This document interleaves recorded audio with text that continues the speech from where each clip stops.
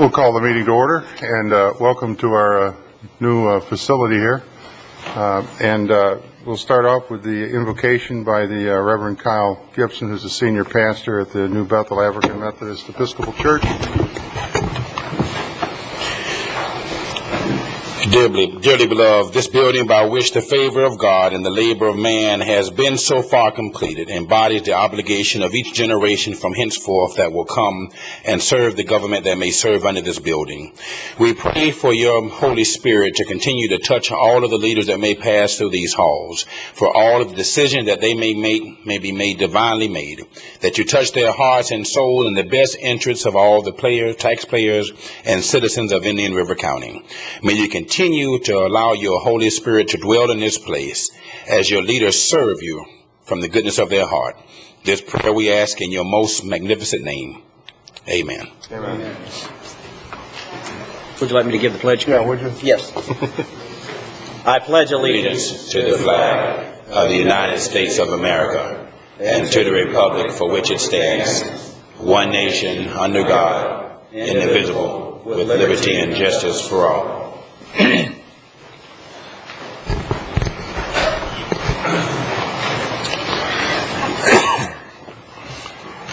First order of business. Are there any additions or deletions to the agenda, Commissioners? Hearing none. Next is a proclamation and a presentation honoring Richard Campbell, Jr. for attaining the rank of Eagle Scout. Richard, are you here? Would you like to come up to the podium? Right over here.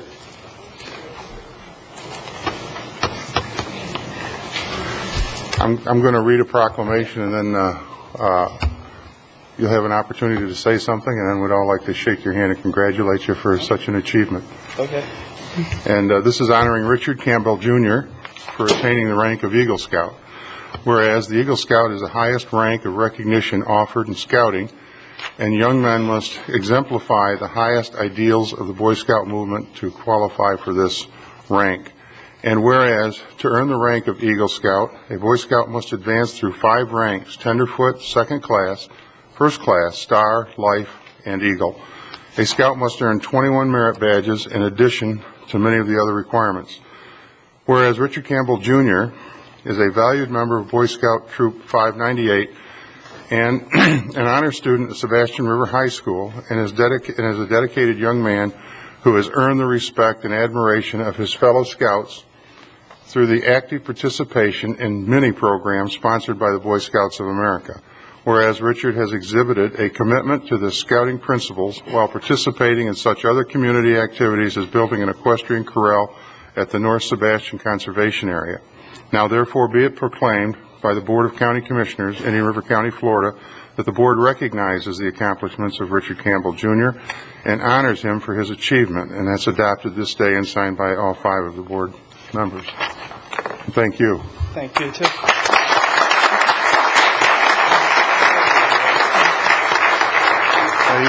You have a half an hour to give a speech. I'm just going to have to just say thank you for the proclamation and just thanks, everybody.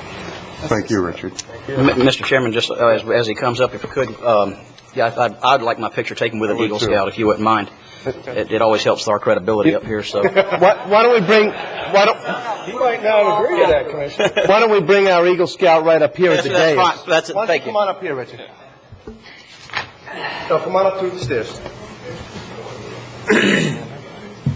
Come on up. We'll get a good picture of you. Congratulations. Should we have the chair? Do we have a photographer? There we go. Oh, yeah, Mom's over there. He's now going to be 25. This is our first here, so bear with us. Yeah.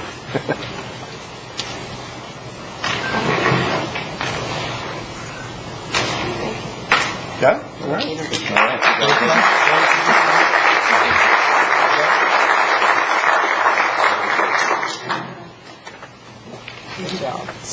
Very good job. Nice job.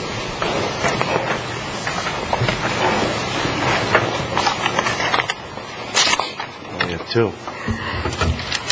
And next is a presentation, a proclamation honoring Joseph Stone, Jr. for attaining the rank of Eagle Scout. If you'd like to come up, and Commissioner Davis will present you with your proclamation. come to the podium if you'd like, and then you can say a few things. Thank you. Thank you, Mr. Chairman.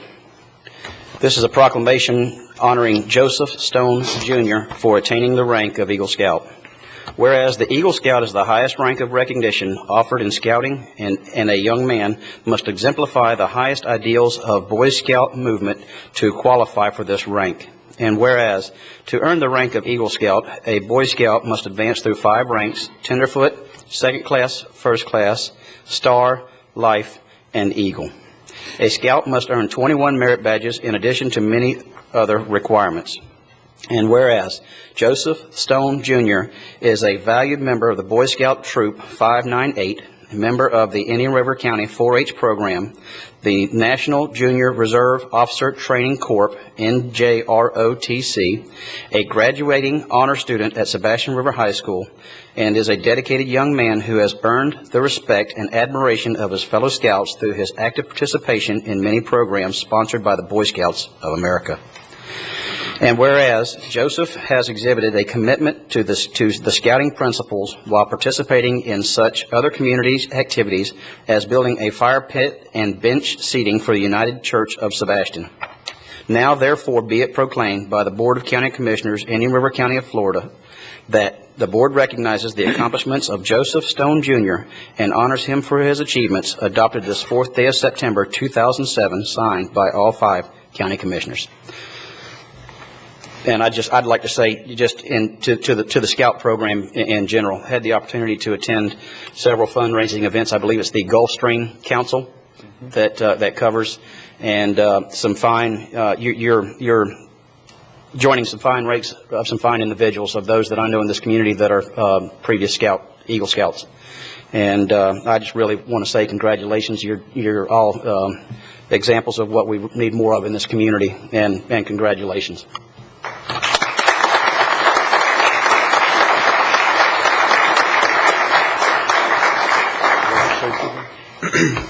Thank you, Wesley. Thank you all. And I'd just like to thank you for recognizing the Boy Scouts in this community and everything we do. Appreciate it. Thank you. Joe, let's get another picture. More pictures.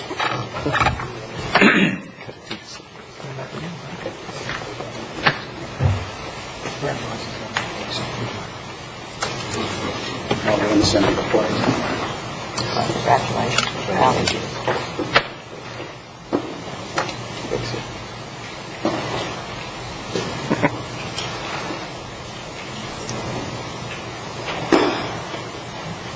Congratulations.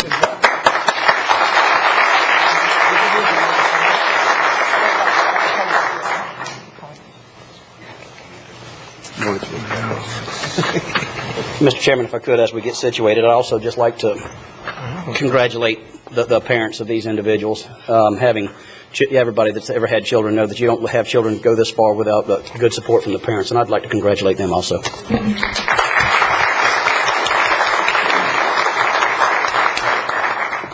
Would you like to introduce your moms? Yeah. This is a really big event for everyone in the family, I think. I need to talk. And dads. These are my parents right here, Alice and Joe Stone. So thank them both. My dad for keeping me on it, and my mom for helping me out with all the little stuff.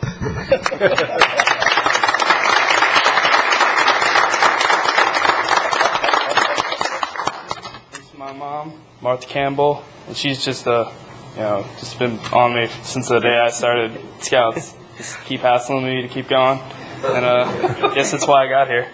Good job, man.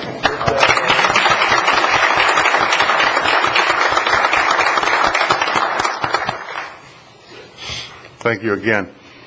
Next is a presentation, a proclamation honoring Ronald L. Tesno on his retirement, 13 years of service with the Indian River County Board of County Commissioners, and also a presentation of an award, and Commissioner Bowden will present this.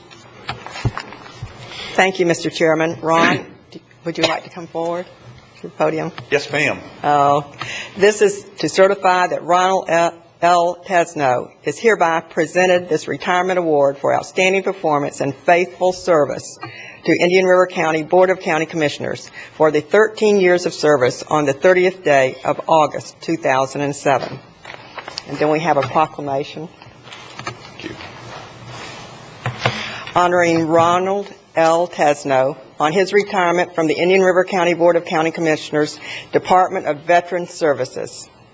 Whereas Ron Tesno retired from Indian River County effective August 30th, 2007, and whereas Ron Tesno has been employed with Indian River County since May 6, 1994, starting as Service Officer 1 and Veteran Services.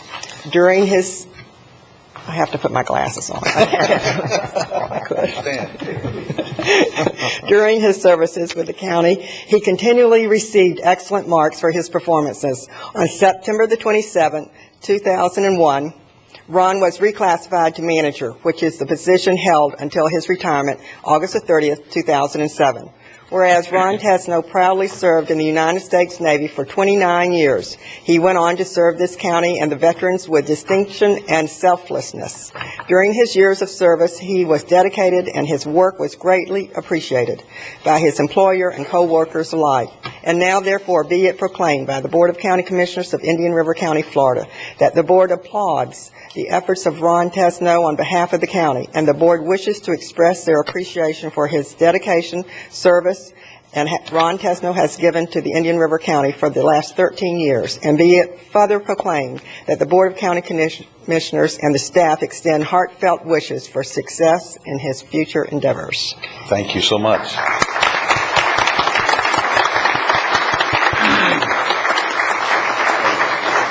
Congratulations, Ron. Thank you for your help, your service.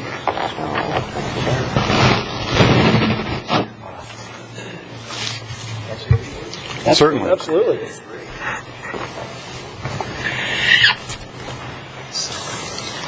Thank you very much for these. My wife will love these on the wall. I don't have enough things. 29 years in the Navy, you know how many things I got on my wall? Thank you so very, very much. I do appreciate that. I could not do it by myself, of course. I have two excellent assistants who we've worked very close together. The only real complaint that I have, or not really a complaint, but a drawback in their character, is one is retired Army and one is retired Air Force. But no, we hassle each other all the time about that. We really do. But God bless me with good assistants, Becky and Joel's back in the back there. And Bob Drake has done an excellent job taking care of the van transportation program for all the veterans in the county who need a ride down to the hospital. Our relationship with the Veterans Council has never been better since they were formed. Thanks in part to Larry Wapnick, great job he's done. It was my pleasure to be their advisor. When my predecessor left the county, made front page headlines in the Vero Beach Press Journal, big black bold letters. No support from Jim Chandler, Joe Baird, Tom Frame. I mean, it was terrible what they did for the veterans. My little comments will never make the front page and won't even make the Vero Beach Press Journal because I have nothing but good to say. My boss, Tom Frame, I couldn't have asked for a better boss. He told me, Ron, do the job, and I did it, and I appreciate that. Joe has supported us for everything we've asked for with our budgets and every problem that we've had. He's been able to help take care of it for us. Joe, thank you very much. Tom Frame, thank you very, very much. And for all the residents of Indian River County, you are in good hands with these folks, especially the veterans, the widows, and survivors. Of a pleasure it was that I had to be able to help assist you in getting benefits from the federal government that you deserved, you earned by your service in defending our country. Thank you all. God bless you.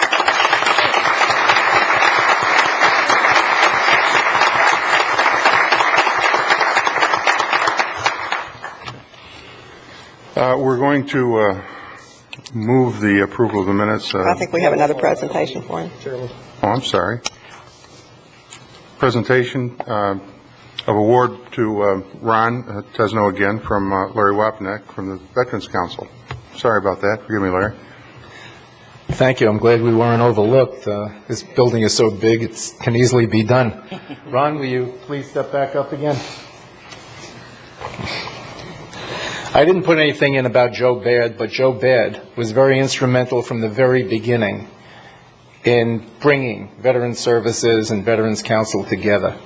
The hours that he and his staff had spent were enormous.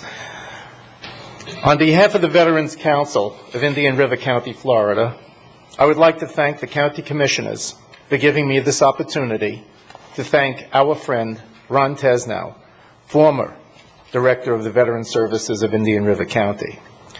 Working together with Ron Tesnow and his staff was a warm and heartfelt experience, even as we, the Veterans Transportation, were reorganizing. Today, Veterans Transportation is proud to be a valuable partner to Veterans Services, serving our veterans on a daily basis and working out of the same office.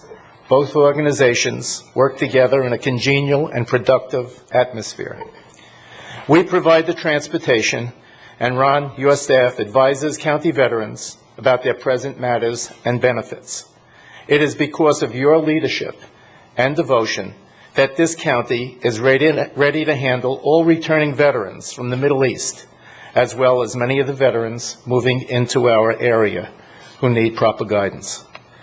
According to Greek mythology, Diogenes spent his days walking the streets of Athens, carrying a lighted lantern, and looking for an honest man. If Diogenes were here today, he would realize that the person that he was looking for was indeed not the honest man, but the principled man. I have, during the last 2 years, been fortunate to have worked with just this principled person, and that is you, Ron Tesnow. You have been a force in helping and serving the veterans of this county every day and in every way. Your work ethics and your love for our comrades in arms are second to none. And now, on behalf of myself and the Veterans Council, I am honored to present you with this award. God bless for all you have done for our county and for our council. And we know that even in retirement, you can rest assured in knowing that the staff you have trained so well will carry on in your marvelous footsteps. And Ron, this is for you. Present from the Veterans Council. Thank you so very much.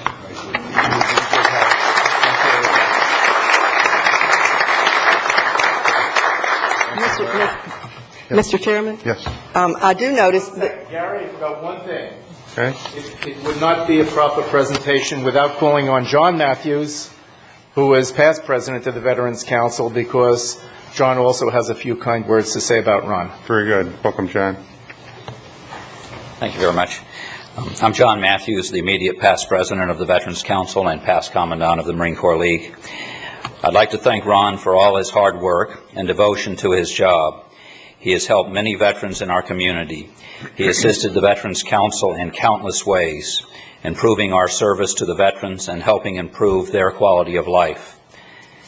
As a leader of the veterans community, Ron guided the members of the Veterans Council to coordinate more effectively and operate more smoothly. Ron has been of great assistance in protecting and preserving Memorial Island for future generations, taking part in many of the patriotic ceremonies on the island. He added to the dignity and decorum. On the Veterans Memorial Island Sanctuary Committee, Ron was the one that made the motion to proceed with the POW MIA monument that we will be dedicating September 29th. Because of his assistance, I was able to secure Rear Admiral Leroy Collins to be our keynote speaker. Admiral Collins is the Director of Veterans Affairs for the state of Florida.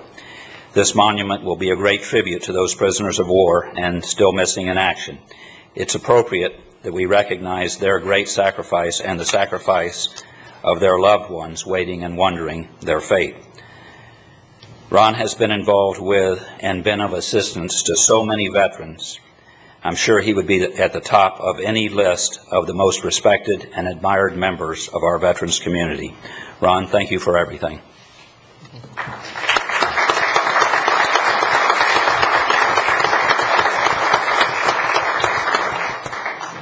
Thank you, John. Mr. Chairman? Yes. I do notice in our audience we have two former chairmen of the County Commission and would like to recognize them and thank them for Carolyn Ginn and Amelie Loy. And did I miss anybody? Other?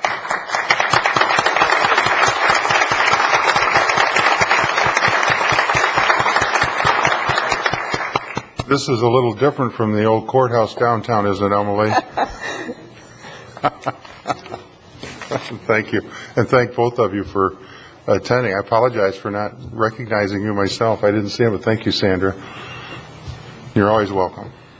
Two pillars here. Next, we're going to, there's a request to pull the minutes because we got them late, and so we'll move on to the consent agenda. And anybody want to pull anything from the consent agenda? Mr. Chairman? Yes. For the Beaches and Shores Advisory Committee, we have the unfortunate situation of having two people for the same position. And so I guess really we need to decide how we're going to handle that. You want to pull those two? Yes, sir. I think we need to move forward with it. H and I. Okay. Any others? Mr. Chairman, Yes. we would ask that you pull AA. That's a land swap, and by statute, the commission has to discuss the terms and conditions. Okay. AA and H and I. Any others? Mr. Chairman, I'd like to pull P, Q, and double Q. P, Q, and double Q. Okay. Anything else? Move approval as amended. Second. We have a motion and a second. All in favor, say aye. Aye. Motion carries 5-0. And Wesley, H and I. Yeah, Mr. Chairman, we get the resignations in and then get people to apply, and then in this instance, I had a call, and I believe Commissioner O'Brien Yes. got a resume also. And you hate to, it's just an awkward situation of hiring volunteers, I guess, but in this situation, we have two individuals, and we really need to just make a decision.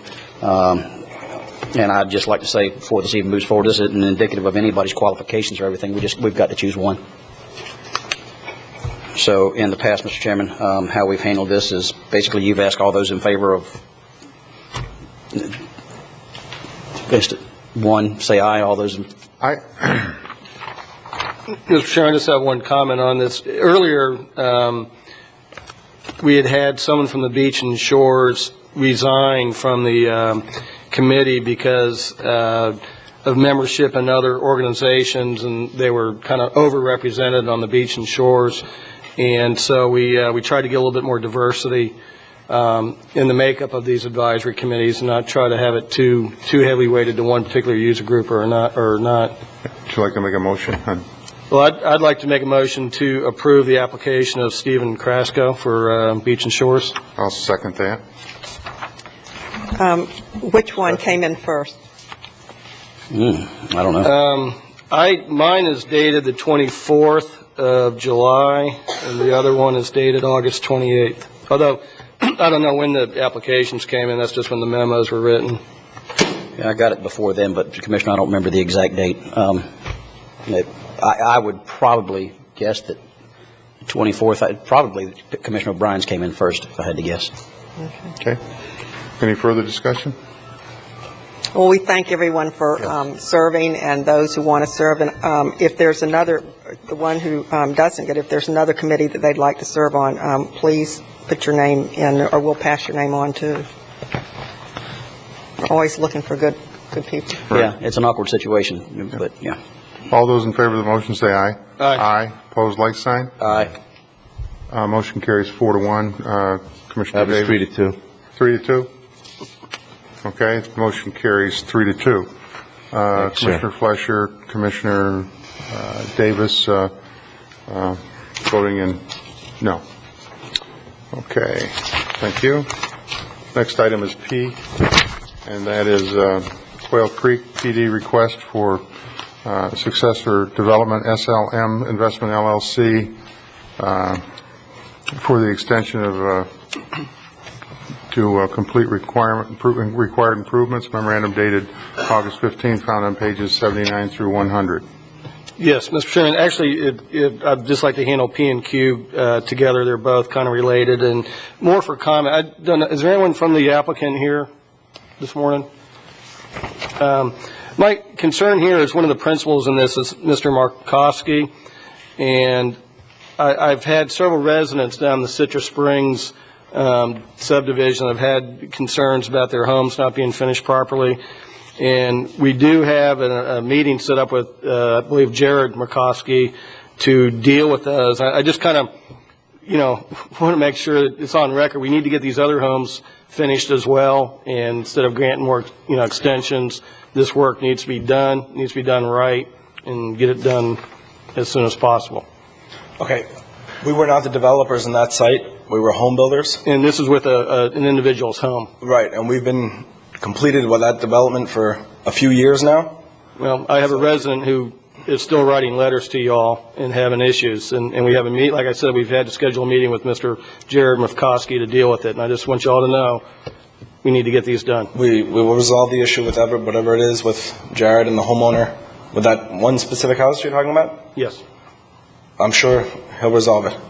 Okay, very good. Okay, but as far as, just to let you know, we weren't the developers on that site. And I understand that. I understand y'all had problems with Suntree as well, so. We have. Right, I do understand that. I'm more concerned with this individual home. Okay, and just where we stand with these two sites, with the extensions that we're asking for, we just got back our FDP for water and sewer.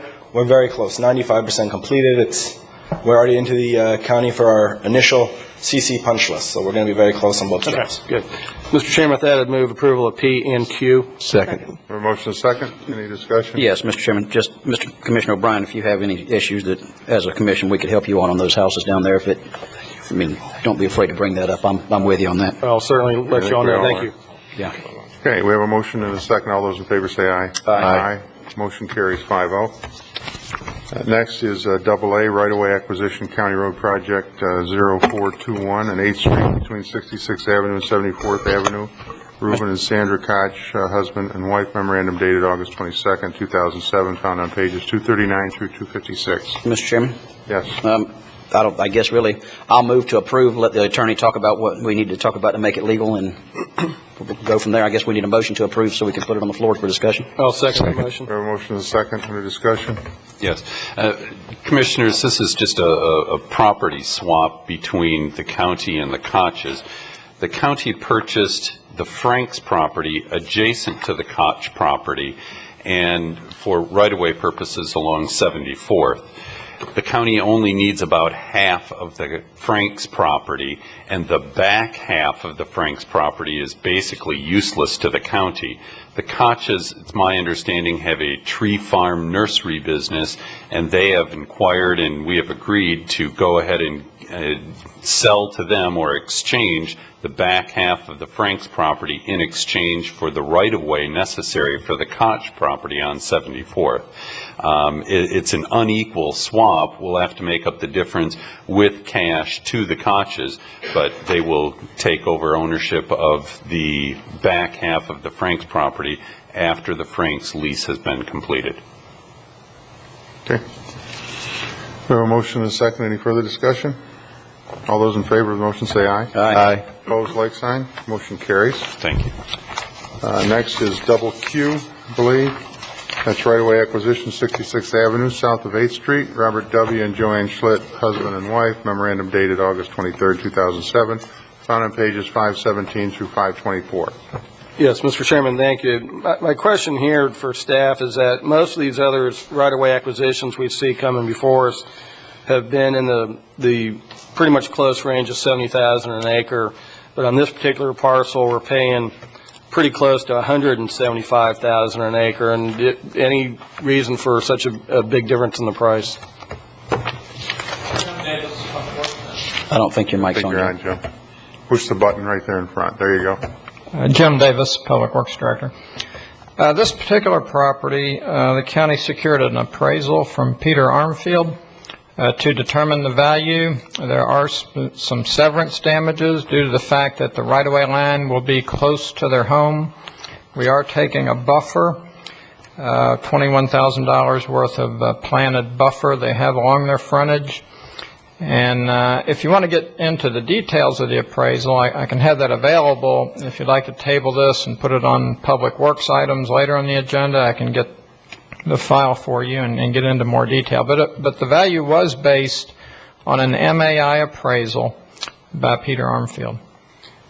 Is there anything on this land that would make it that, I mean, we're paying $79,000 for less than half an acre, and everywhere else we're paying $70,000 for a full acre.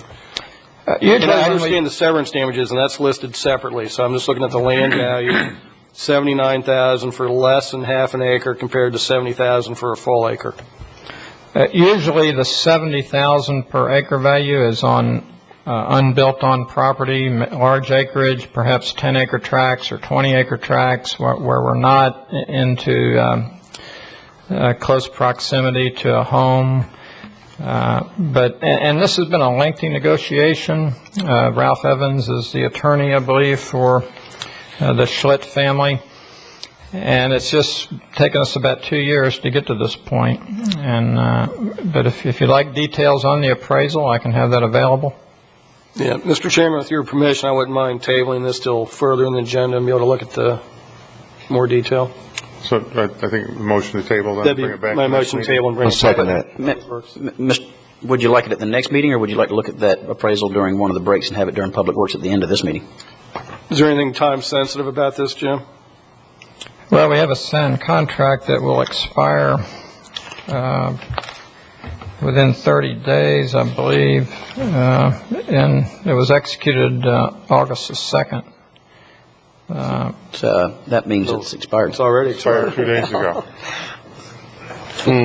We'll start over. Yeah. I think the standard contract calls for 60 days 60 or 90 days. Okay. All right. So it looks like if it's 60 days, we have 3 or 4 more weeks. Yeah. Beg your pardon, it's 45 days pursuant to the contract. We got a couple. All right, then I'd like to amend that to move that you bring it back next week, and if you could provide us all with the backup on the appraisals. Okay. Second. We have a motion and a second. All those in favor say aye. Aye. Opposed, like sign. Motion carries unanimously. Constitutional officers, Indian River County Sheriff Roy Raymond, State Criminal Alien Assistance Program, Department of Justice, Bureau of Justice Assistance, and that's a letter dated August 13, 2007, found on page 620 and 621. Morning, Morning, Commissioners. Harry Hall, Comptroller, Sheriff's Office. What we have today is a federal grant award entitled the State Criminal Alien Assistance Program. And this is an award for partial reimbursement of costs for incarcerating undocumented criminal aliens in our correctional facility. We've got an award that we'd like the board to approve accepting of $95,352. Of that award, we had a consulting firm do the background for us,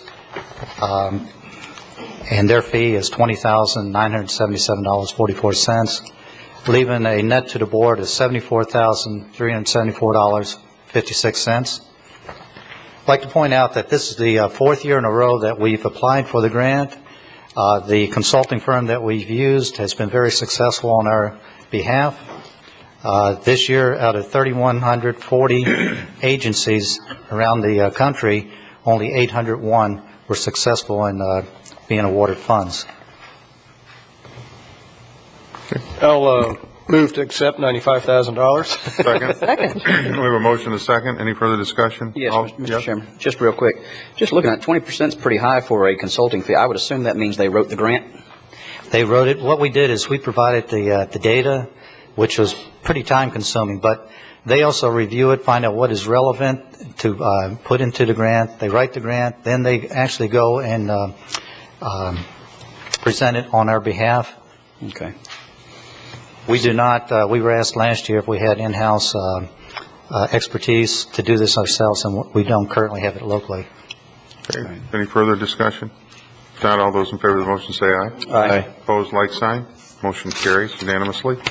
Under public discussion, a request to speak from Treasure Coast Food Bank regarding information about the food bank services to Indian River County and funding cuts, impact of food assistance to Indian River County, found on page 622. Yes, good morning. I'm not sure, Commissioners, if I was allowed to do my presentation this morning. We had put that on the agenda. Was that approved? Or? How long does your presentation? A few minutes. It's a PowerPoint that I had. Are there any objections to the presentation? No. I have none. Anyone? Okay, do you? Yeah, go ahead. I'm sorry. That's the one? Yes. Well, while we're getting the presentation set up, I first want to thank you for the opportunity to address the Commission, and thank you for the support that Indian River County has provided Treasure Coast Food Bank over the last 2 years with the nonprofit funds that were available. This morning, I hope to educate you a little bit more about what the food bank does and the impact it has here in Treasure and Indian River County. And I also appreciate the opportunity to meet with each of you last week, with the exception of Commissioner Wheeler, who obviously was out of town. So hopefully this morning we'll be able to catch up a little bit. I guess I'll start with the presentation. Our vision in Treasure Coast Food Bank is an organization that serves 4 counties here on the Treasure Coast: Indian River, St. Lucie, Martin, and Okeechobee County. Our vision is a hunger-free Treasure Coast. And our mission here, our goal today is to provide an understanding of the food bank, our mission, and an update of our accomplishments, an outline of our future goals. Okay. And just to share with you what the food bank does, we obtain and distribute food and needed products through partner agencies, actually 140 partner agencies in the 4 counties, to help alleviate hunger, and 33 of those are right here in Indian River County. Since '89, we've provided over 28 million pounds of food to emergency feeding programs, and I mentioned the 140 faith-based and nonprofit member agencies with feeding programs that we serve, and over 2 million pounds of food annually to food assistance programs is given. And out of that 2 million pounds, 321,802 pounds, almost 322,000 pounds of food was distributed here in Indian River County. And importantly, the food bank adheres to national and state standards, including those governed by America's Second Harvest, the nation's national food bank network, Department of Agriculture, who we contract with, and of course the Department of Health. Our national partnerships, I mentioned, is America's Second Harvest, our nation's food bank network, over 250 food banks strong across the nation. We represent that network in the 4 counties here.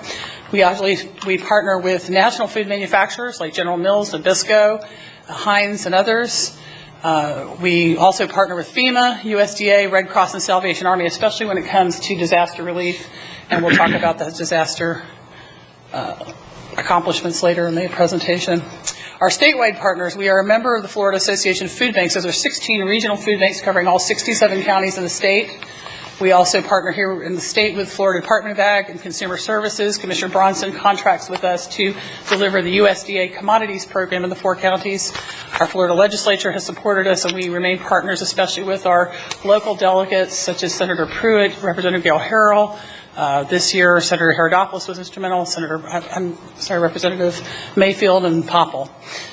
And then, of course, our statewide disaster relief organizations. VOAD is volunteer organizations aiding in disaster. We are part of the long-term recovery here on the Treasure Coast, and also organizations like FIND, which is a statewide disaster program, faith-based program. Our local partnerships, we are a United Way member agency in each of the 4 counties we serve. Of course, we partner with our city and county governments, not only on funding, but other types of in-kind type of partnerships. We also partner with each of our local emergency management agencies in terms of disaster. We partner with all of the farmers, manufacturers, processors, distributors, and retailers locally that supply us food. And then, of course, the community-based organizations that continue to support us. In Indian River County, last year, the Indian River County government here allocated $20,700 for the food bank's food distribution program. We asked for general operating funds, and these funds allowed us to distribute an additional 46,575 pounds of emergency food to Indian River County citizens in need. This provided over 31,000 meals at a cost of about 20 cents per meal. It was a great use of county dollars, and again, we thank you for that support. Food banks are a cost-effective solution. We save our partner agencies up to 85% of their food budgets, which is very impactful. So not only are we leveraging lots of money to the community, also to the 33 organizations here in Indian River County. So some of those partner agencies include food pantries, soup kitchens, treatment centers, including the Mental Health Association, which has several programs here in Indian River County. Daisy Bridgewater Hope Center, I see us here, and they're one of our agencies. Homeless and abuse shelters, elderly and senior meals, daycare centers, and after-school youth programs are all members of the food bank and eligible to draw upon our food supply. And the interesting thing is finding, storing, and distributing food costs money. And I like to give a little speech that there's no free lunch. You know, donated food is donated food, that is true, but bringing it in, transporting it, handling it, distributing it does cost money.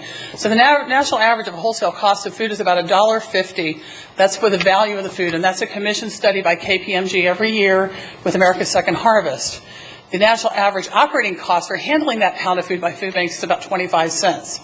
And I just mentioned, although food is donated, we have to take on costs with the transporting, warehousing, and distributing of those products. Food banks are supported by lots of fundraising. We secure lots of private grants. We have contracts and fees from partner agencies. And of course, we look to our local communities for support. Who is hungry? This is real interesting because we've just seen a recent report that poverty has gone down here nationally by 0.3%. But still here in the state of Florida, we have a lot of folks that are at risk of hunger and in need of food assistance. 1.9 million Floridians are food insecure each year, about almost 12% of our population. 40% of families served have at least one working member in their household. Almost 18% of children under age 18 are living in poverty in our state, and 38% of the people served by food banks are children, and 18% are elderly. And then increasingly families dislocated because of disaster. We still have families recovering from our 2004 storms here in the area.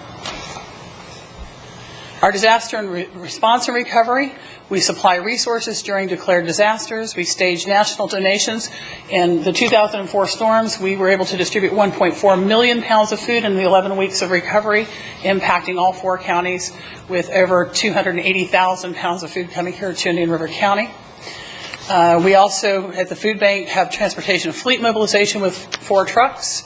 And we are a communications hub for food assistance programs during disasters. So we coordinate the response in each of the counties.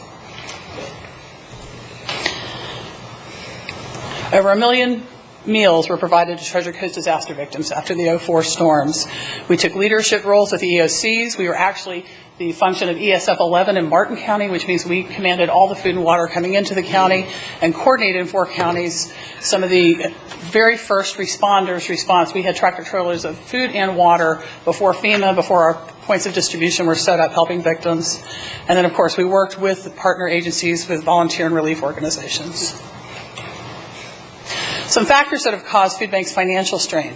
First, just the increased need for food assistance. A report from our agencies in last month when we gathered them and did a survey, requests for food assistance are up between 30 and 50% among the 140 agencies that we serve. We are also experiencing reduced contributions due to economic downturns and, of course, the government budget cutbacks. And it's not just Indian River County. We've certainly received cutbacks from FEMA with our Emergency Food and Shelter Program, with the TFAP program, Emergency Food Assistance Program, as our government commodities. We've seen declines over the last 3 years. This year was a 9% cut. And then, of course, our local municipalities are all impacted by the reduction in property tax revenues. Our statement of commitment and thanks, what I didn't say on the other slide was, additional things that are impacting food banks. It's just there are more charities competing for dollars. So even as we go to private dollars, we all have to get very creative and find ways to get support. But our commitment and thanks is that we were here to provide emergency food and supplies as first responders, because emergency food distribution is what we do every day, not just during disaster, but day to day. We are committed to the long-term recovery of emergency food needs of our region's population, even during economic downturns. And that we also thank our corporate and community partners, because they essentially are providing most of the support to the food. And this model just shows how the food gets to hungry people. Food bank donors give it to the food bank. We distribute it to our partner agencies. And then, of course, they get it out to hungry people. So we are not dealing directly with individuals. We are the wholesale middleman, if you will, providing cost-effective food supplies for those 33 feeding programs here in Indian River County. This just mentions some of our corporate food partners. You'll see some of the big names there, so locally and nationally. What's new in Indian River County? A couple of things. We just launched a new website last week, which is really instrumental for those seeking food assistance. We list all the emergency pantries and soup kitchens which the local population can go to, and we list them alphabetically with addresses and phone numbers so that the public has a first response. When you ask where to go for food assistance, what you're supposed to do is call 211, and 211 guides you to the food bank. Now, we have another means of information and referral through our website. We also have many, many resources there that will help the public learn about the food bank. We also were just awarded a brand new truck through a ConAgra and America's Second Harvest partnership that allows us to provide free delivery here in Indian River County. And that's a very expensive proposition, but we think it's important to get the food here. And then we are in our second year of a 3-year nationally awarded grant of a Kids Cafe program with actually the Daisy Bridgewater Hope Center partnership, and this provides evening meals to at-risk children up in the Wabasa area Monday through Friday during the school year. I'm going to leave you with two quotes. One, Will Rogers said, "It's up to us, to every one of us who doesn't go to bed hungry at night, to see that no one else does either." And Will Rogers said that. And then Mother Teresa follows with, "If you can't feed 100 people, then just feed one." And today, that's what I'm asking you as commissioners to do. We had a really tough decision made by administration here in Indian River County with limited funds to cut the food bank's request this year. Our last year funding, our request was $30,000. It was cut 100%. And although I realize that very difficult decisions have to be made every year for nonprofits, it is my hope that you as commissioners will recognize that just as the government is suffering and having to do cutbacks, the most vulnerable of our citizens are also suffering from the stresses and extra costs that are put on the burden of each family and each household. So I'm hoping that each of you will look inside yourselves and see if either all of the requests or at least some of the requests could be funded so that we can continue to provide cost-effective food to Indian River County during a time when people really need it. And that's my request to you today. Thank you. Thank you. Commissioners? Mr. Chairman, it's a great presentation. I think that probably the best time for us to take any action on this, if we do, is going to be at our budget meeting.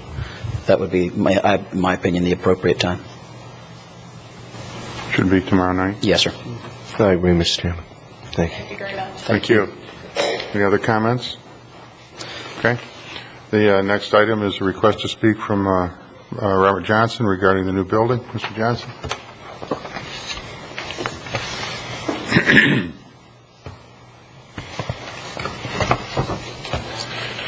Bob Johnson, Carlin Subdivision.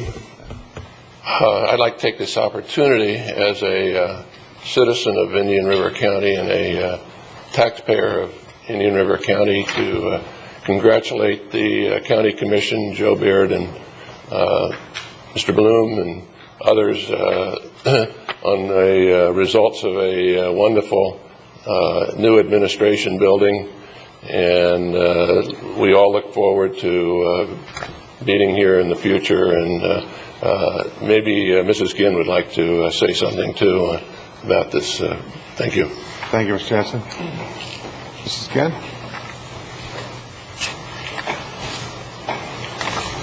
Did you ever think it would get finished? Yes, I did. I just had to be here this morning. It's a momentous occasion for all of the citizens of Indian River County, for you as commissioners. And Sandra, I know you were on the Space Needs Committee, and I believe Bill Johnson is here. Would you come on up? Is there anyone else here from the Space Needs Committee? Well, you do plan to have a grand opening? Yes. They'll be here, I'm sure, for that. But it's a momentous day just to see the fruition of 5 years and 3 months. That's all it took to do everything. And Sandra was on the Space Needs Committee, and Bill, you're not going to come up? They're leaving me holding the ball here. I do want to thank former Commissioner, of course she's no longer with us, Carolyn Eggert, John Tippin, Fran Adams, and Ken Mott, who took the step after the presentation by the Space Needs Committee to okay all of this. And our special delight was getting the right architect, both from Palm Beach and then here in Indian River County. And I do want to thank you because you've had to sort of oversee this whole thing. And I want to thank Joe. I'm sure he's glad it's up and running. And Tom Frame and Steve Blum and anyone else who really had their hand to the wheel on this. It's just exactly everything we asked for, and that is unusual. And if you get a chance, read the recommendations of the Space Needs Committee, because those recommendations were what the citizens of Indian River County decided that they wanted. So this is their building. It's very welcoming of the public. That's something that we wanted. We wanted it to be dignified but not glitzy, and you've accomplished that. The architect has accomplished that, and Sandra put in a few touches with color. So it's really a thrill.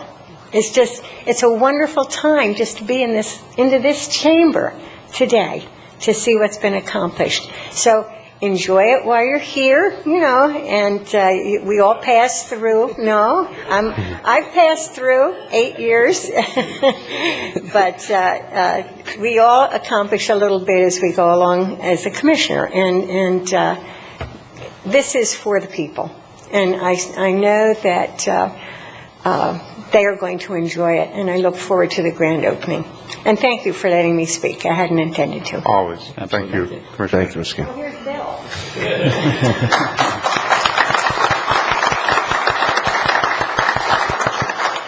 I think in our work in researching what to do for the new county administration complex, we saw about 7 or 8 different counties throughout the state of Florida and saw what they did and how they set it up, and we used much of it as a guide. And the basic principle of our whole group was very simple. Indian River County is number one and will be number one and always should be number one. And it's a great pride for me to be able to say, damn it, we did it. And I think thank you all for all your help, especially Joe over here.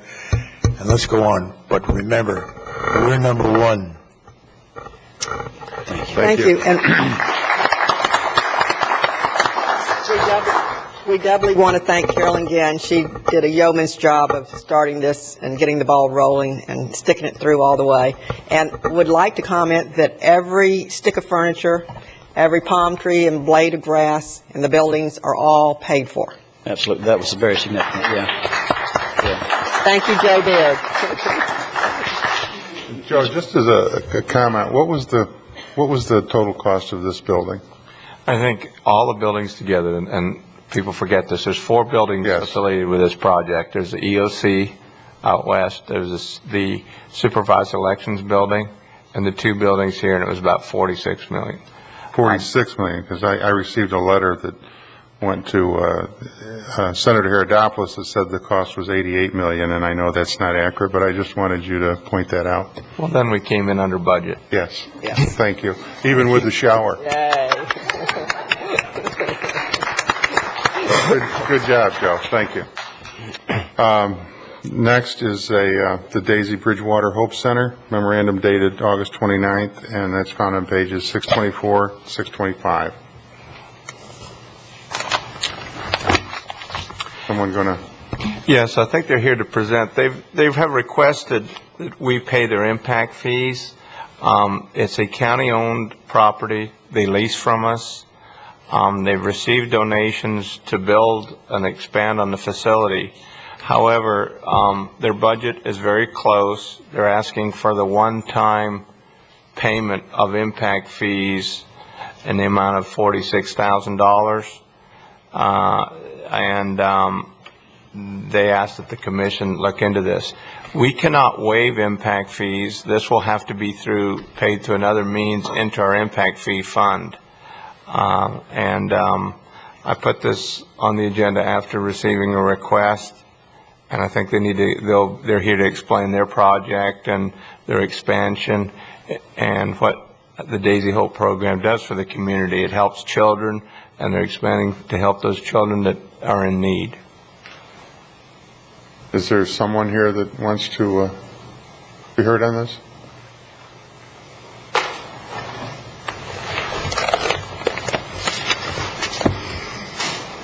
The team effort. Hi, I'm Amy Thoma. This is Verna Wright and Karen Swanson. We're going to triple team you here. Yeah.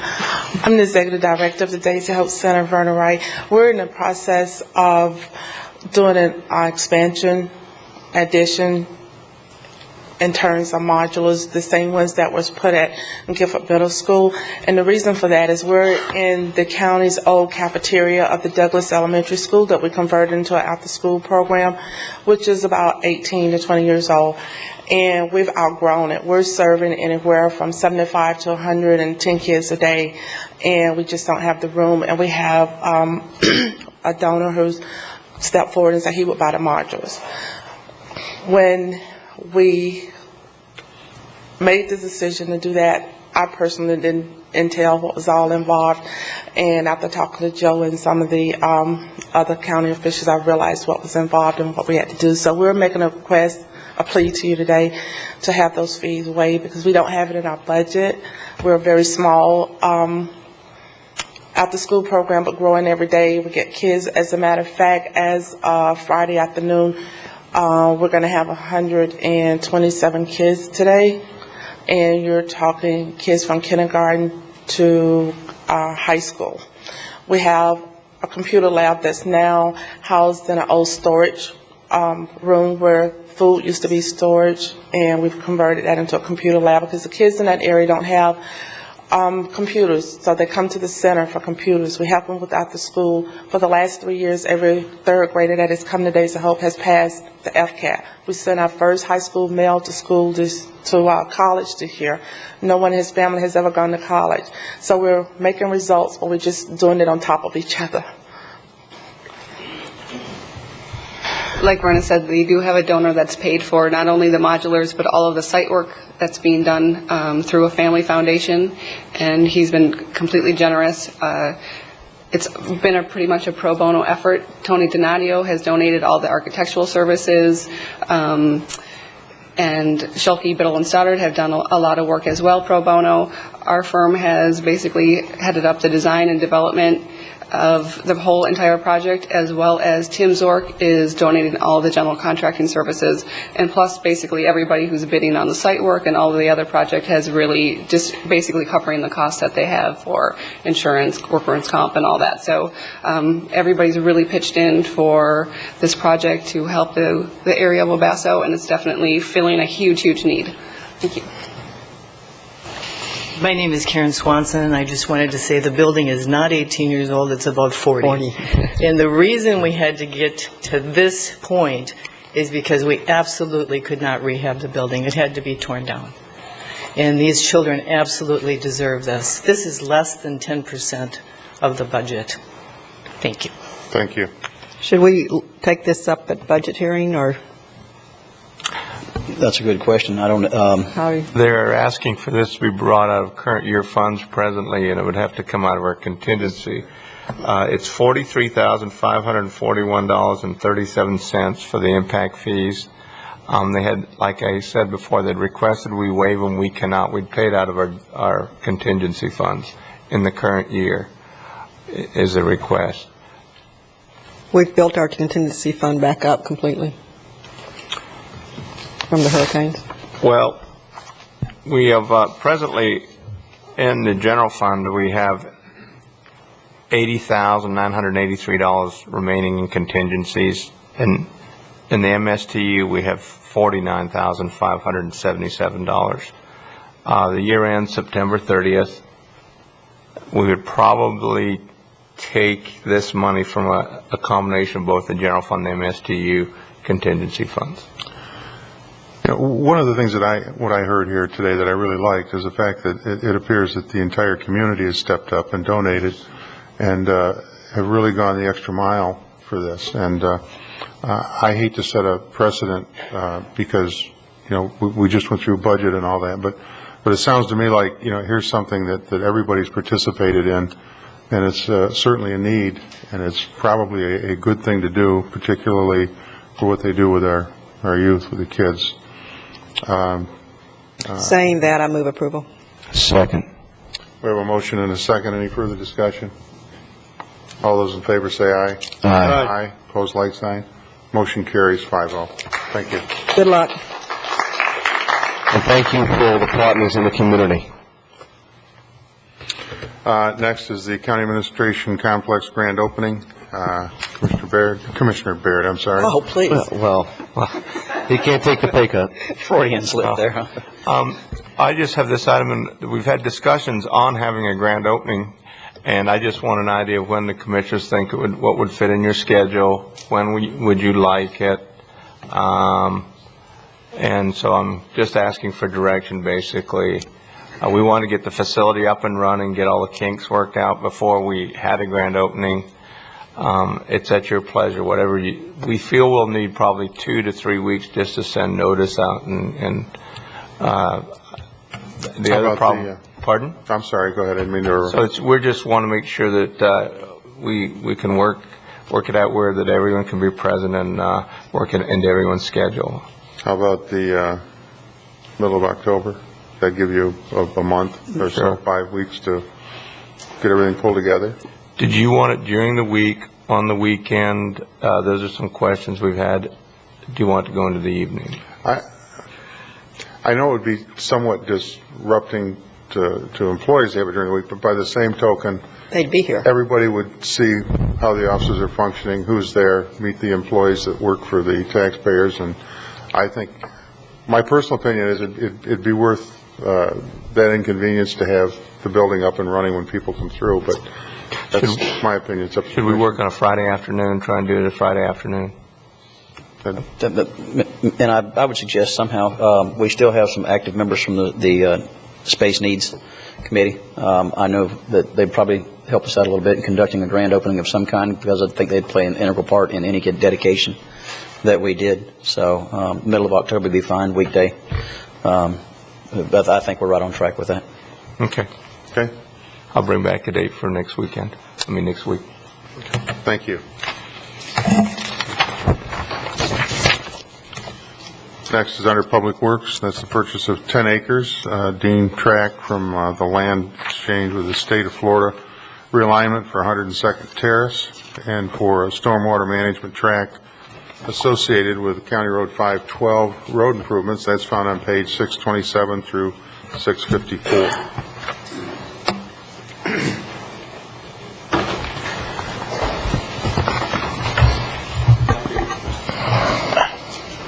Mr. Chairman, for the record, I'm Roland DeBlois, Chief of Environmental Planning.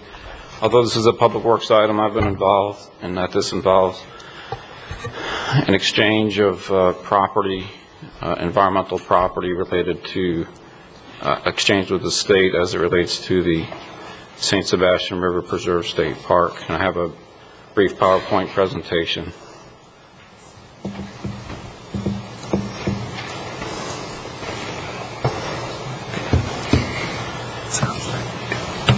This has to do with 102nd Terrace, north off of County Road 512. It's the entrance road into an industrial park. It's also the entrance road into the county's public shooting range. As you can see from this overhead graphic, the blue line represents the current boundary of the St. Sebastian River Preserve State Park, which is on each side of 102nd Terrace, north of County Road 512. There's three main pieces as part of this project. Let me just give a little background. Back in 2006, the Commission gave staff direction to look into the opportunity to realign 102nd Terrace to the east to line up with a recently installed traffic light for traffic safety reasons. 101st Avenue is a main entrance into Severe Lake Estates to the south, and a realignment would help create a four-way stop at a traffic light for traffic safety reasons. The three main parcels in this area, there's parcel A, we're calling it, which is the current existing 102nd Terrace alignment. Under this proposal, that would be done away with, abandoned, and returned to the state as part of the park property.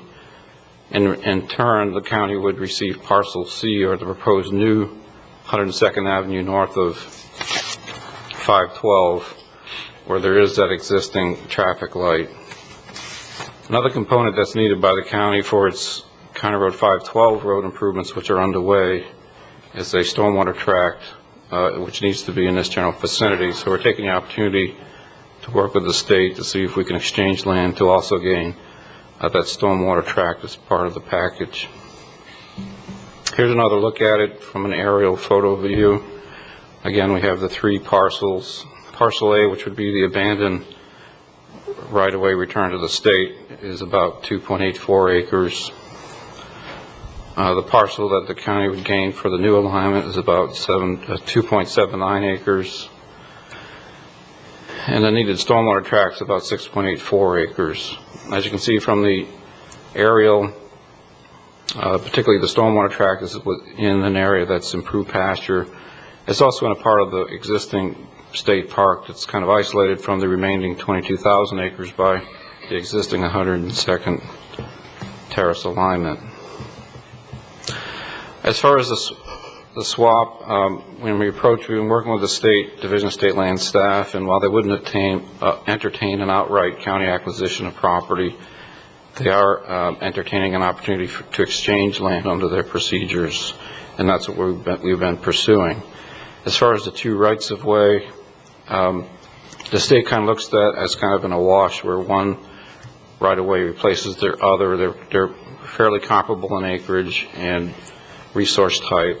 As far as the stormwater tract, however, county staff needed to find a swap piece of property that the state would accept that would be considered a replacement tract that they would find acceptable. And in doing that, what we did was we came to our attention, it was a 10-acre tract for sale north of Fellsmere that's contiguous to the preserve. We call it the Dean tract based on the ownership of Mr. and Mrs. Dean. Property is surrounded on three sides by state park. It's a private in-holding within the park. It's pine flatwoods. The state sees this as a good opportunity for it to come into public ownership. We've proposed this as a trade piece for that stormwater tract. And as you can see, it is pretty much pine flatwoods. It would be a good addition, and the state sees it as such, and a step up in resource value compared to the piece we would be getting for the stormwater tract. Over the past year, we've been going through the land exchange process. There's a couple of steps. One is to bring this to the state's, what they call the Acquisition and Restoration Council, which is essentially the advisory group to conservation lands. And we did bring it to that group, and that group did approve the concepts and the proposal at its June 2007 meeting. Incidentally, we were earlier looking at another piece of property that we're proposing for a swap. It's a small island within the Sebastian River. We ran into problems as far as the owner's expectation of value. Appraisers didn't come close to their expectation of value, so we switched out this 10-acre piece for that, and the state was amenable to that. Beyond the ARC approval, there's also ultimately the requirement of approval by the governor and cabinet, sitting as the trustees of the Internal Improvement Trust Fund. That hasn't occurred yet. We're in between, and we're heading in that direction with this commission's endorsement of this process. For the state to approve this on a conservation land exchange, they have requirements they have to meet from their own perspective. And the basic concept is there has to be, in their eyes, a net positive public benefit from the result of the exchange. And that translates into a few things they look at. First of all, they look at the exchange piece, the size of the land. What they're looking for is that the piece they would be gaining would be slightly larger in size, which would be the case here. The Dean tract is 10 acres versus the stormwater tract, just over 6.5 acres. As far as the old right-of-way for the new right-of-way, they would be getting slightly more acreage because the old alignment is actually wider. It's 80 feet. The new alignment would actually be 70 feet wide. So they've accepted that as a good comparable exchange. The other thing they look at is the resource value. Again, they're looking for a step up in resource value to make it acceptable, and certainly the Dean tract is a better piece of property from their perspective as far as contiguity and resource value. As far as the right-of-way, the concept here is that the county would restore the old right-of-way to a natural condition in exchange for the new right-of-way, and that's also been acceptable to the state's advisory council.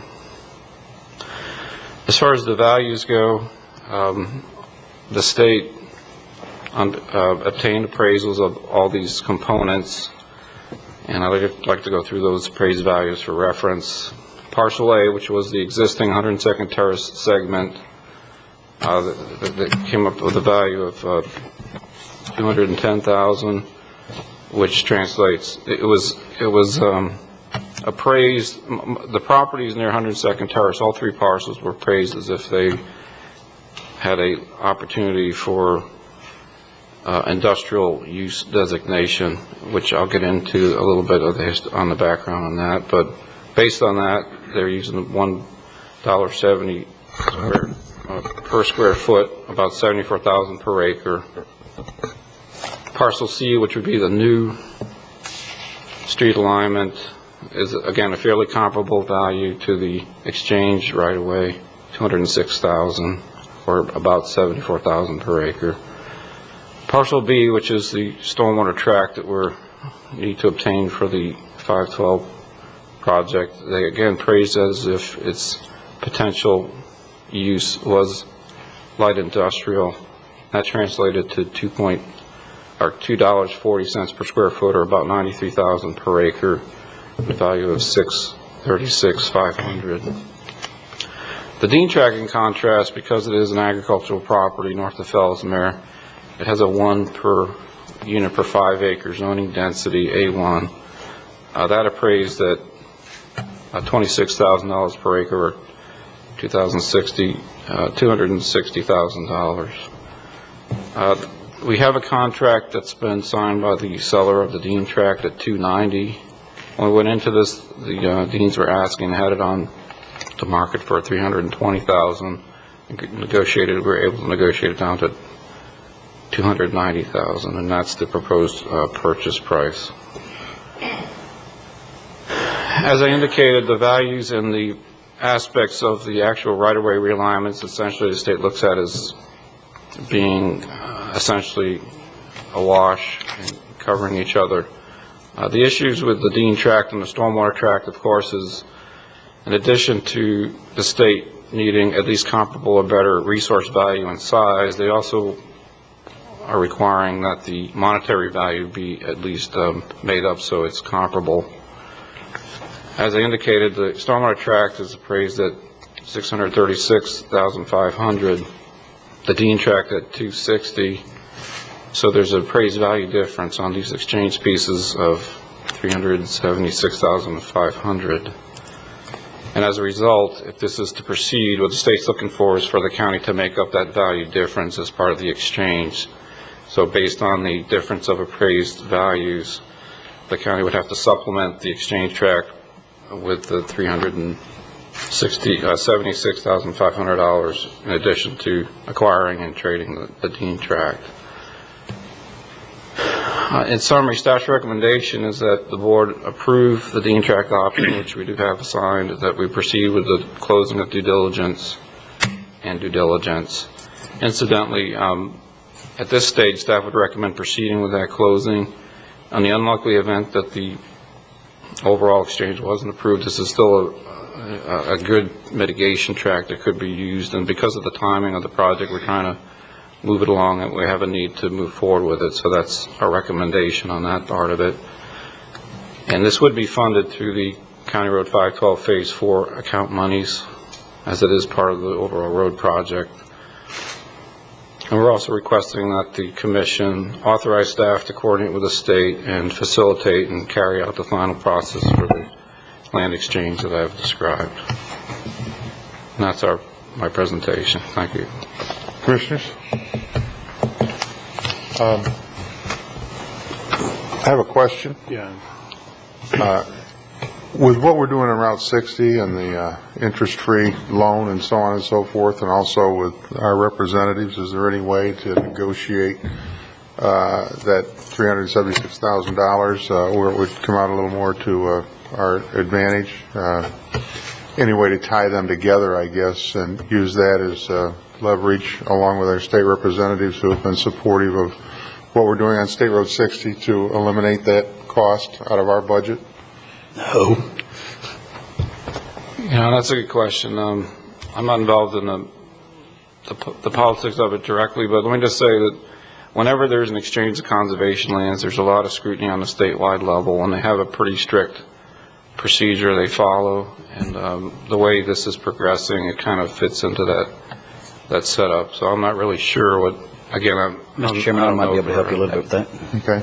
Basically, and this all got started, as you remember, because of the alignment, and went up to Tallahassee, and actually staff really thought that this land, the pasture, they really thought that this was a no-brainer. This was going to eventually be a little bit of industrial property for the county one day, and it was supposed to be really carved out and given to the county just like the North County pool was. That area is part of that same process. Unfortunately, in the process of that, there had been a change of governor administrations. And I went up to Tallahassee, read through the actual documents of the then late Governor Childs, Bill Nelson, and just basically with Commissioner Adams' direct words from a transcript of the meeting. And we all had a meeting of the mind on something like that, but in the process of the governorship changing hands several times, it simply dropped through the cracks. So instead of us really dealing with the Department of Transportation, this is not a DOT issue. And therefore, they don't even see, the left hand and the right hand, I'm not even sure if they're both a hand. It's that far apart.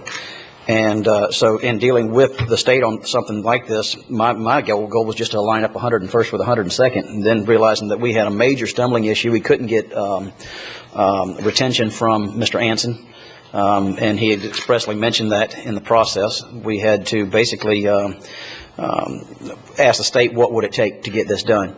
And it's a difficult process to go through. I want to commend staff, not just our environmental staff, but also our Public Works Department. Chris Kafer went up there and basically, did a joint effort here to try to pull this thing together. And that's really, to answer your question, long and short of it, though, no, they don't even look at this as the same issue. This goes before the governor, and for us to even get this close has been a monumental task. Well, I wonder, though, Wesley, and I commend you for bringing this forward and aligning that. I think it's, in the long run, it's a positive thing that you, and I know you started this not too long after you took office. Yeah, about 4 years ago, it seems like. But some things have changed since then, and we've got Mr. Book up there that is well connected, plus we've got 2, 3, 4 very popular and strong representatives, 2 senators and 2 other, and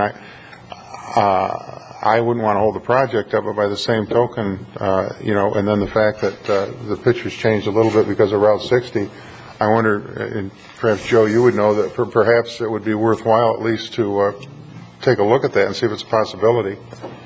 Unfortunately, these 2 programs work independently of each other. I do not think you will have a chance of getting.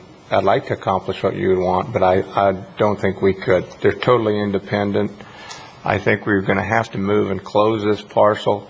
There is some good news, though, on Route 60. The new estimates that the state has gotten are a lot less than they originally thought, and we'll be coming back with that. The money is, the cost of the Route 60 project that the state had initially given us is down considerably on the last estimates that they sent us. So that's good news, but I don't think we can hold this project up, and I think it would be detrimental to do that at this time. Well, but do it with the caveat of if we can work something out. I agree with what you're saying, Commissioner. We could lobby for later to try and get the money. But everybody that you just named is exactly the I don't want to say the arms I twisted, but certainly I use that avenue just to get where we are, much less where you're talking about going.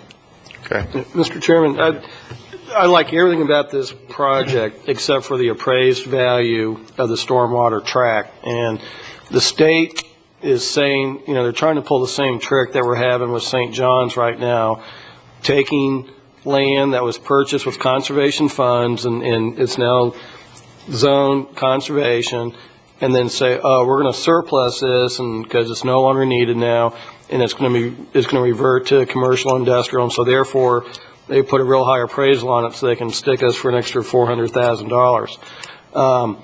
I think there's a fault in that appraisal because before that land would revert back to industrial commercial, it would have to come back before this board to be rezoned, and I would not vote for that. I think the state's getting a good deal. We're giving them 10 acres that are an integral part of their and better land that's an integral part of their park.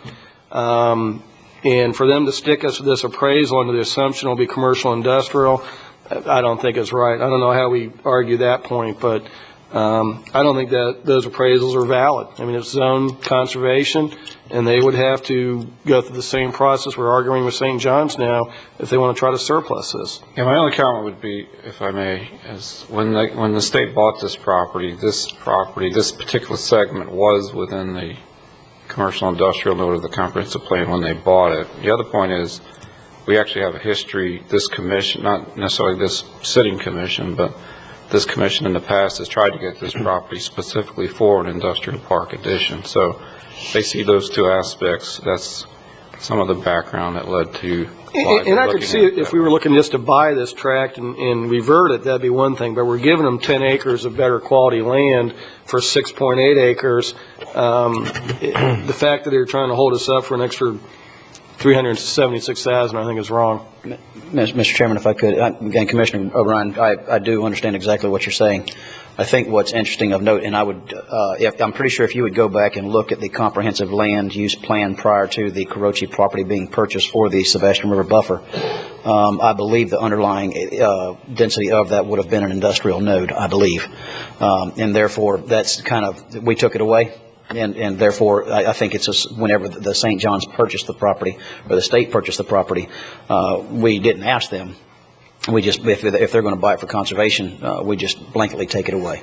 And I think that's probably where they're feeling like then they could, God forbid, they do a Burt Harris Act against us of some kind for not rezoning, but I think it's really the underlying intention that if it was that at one time, that's probably what it should have been whenever they appraise it. And you're right, the state's clearly winning on the purchase. But the county, in my opinion, is winning in the ability to be able to move forward with the Phase 4 of 512, lining up 101st with 102nd as you may. And I've got I think it's pretty clear. But then thanks to staff to be able to put this little map together here. But to be able to have this is only 100 yards. And really, we'd be looking at two red lights, two traffic lights, because you can't get out, especially whenever that becomes a divided highway.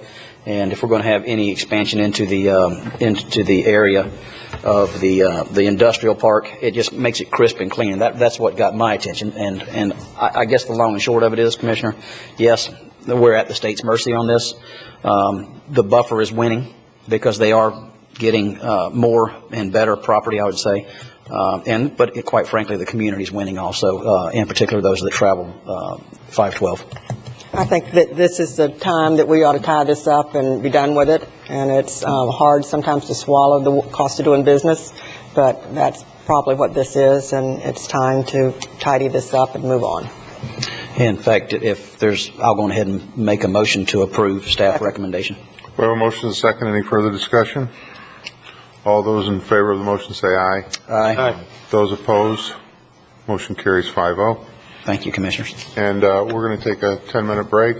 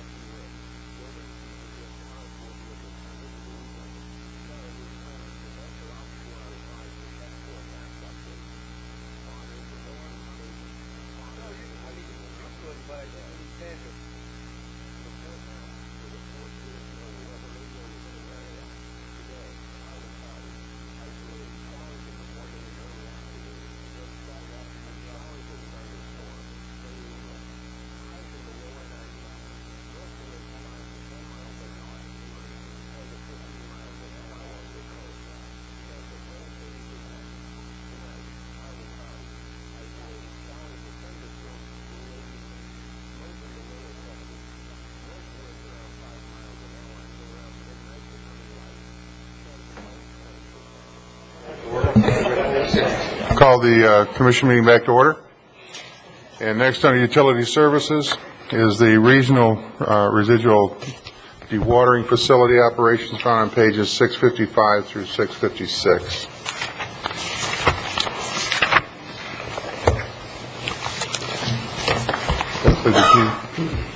For the record, Eric Olson, Director of Utilities. Mr. Chairman, just real quick, just while we're on the environmental issue, if I could just, there's been a little situation up in Brevard County that, if I could, just, in fact, it was with Mr. Palin. Mr. Palin, if you'd like to kind of expand on this for a little bit on the your tortoise relocation program, I believe that this is something really that, and I'll pass that down for y'all to look at, just while we're on the environmental issues. Of course, I'm at y'all's mercy if you'd like to hear it or not, but that's something that I think is appropriate.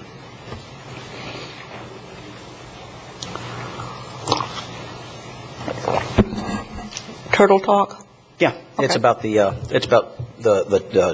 gopher tortoises and how they were the relocation program, and this just kind of in light on the environmental issue we just got off of, and then of course the little issue 1512 that we had. Would this be in addition to the agenda, or whatever you'd like, Mr. Attorney? It's okay. Your pleasure. Mr. Chairman, I'll move to allow Commissioner Davis's item for the agenda. Okay. You want to do it during my item, Joe, or now? It's up to the chairman. It's up to you. Go ahead. Go ahead, Joe. Let's get this right now. We can do it under Wesley's items, or however, Commission's pleasure. Right now, Mr. Chairman. Okay, fine. No objections. Go ahead. Good afternoon. It's real nice to be in this brand new building. This is quite an improvement. Anyway, the tortoise article that Wesley Davis was referring to was actually on one of my projects in Brevard County called Paladin Shores. And if we would have done what we had to do to get a permit a year ago before the law was changed, we would have had to have killed all the tortoises on site because they found a tortoise that had a respiratory infection. And the old law, of course, says you couldn't move any of them if you found one that was diseased.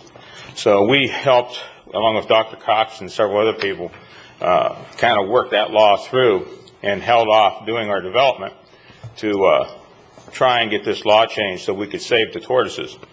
And as soon as it was done, we're one of the first ones that have exercised this option, actually, in being able to move all the tortoises. So we saved like 15 tortoises they found. And they were shipped to Orlando, where they were signed for, and they moved to Pasco County. So they'll be on a site in Pasco County to live out the rest of their natural days.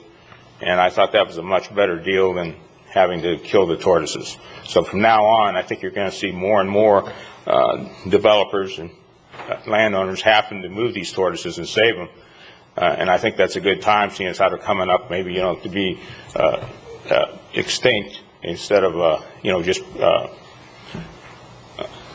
saved, basically. So it'd be a much higher classification.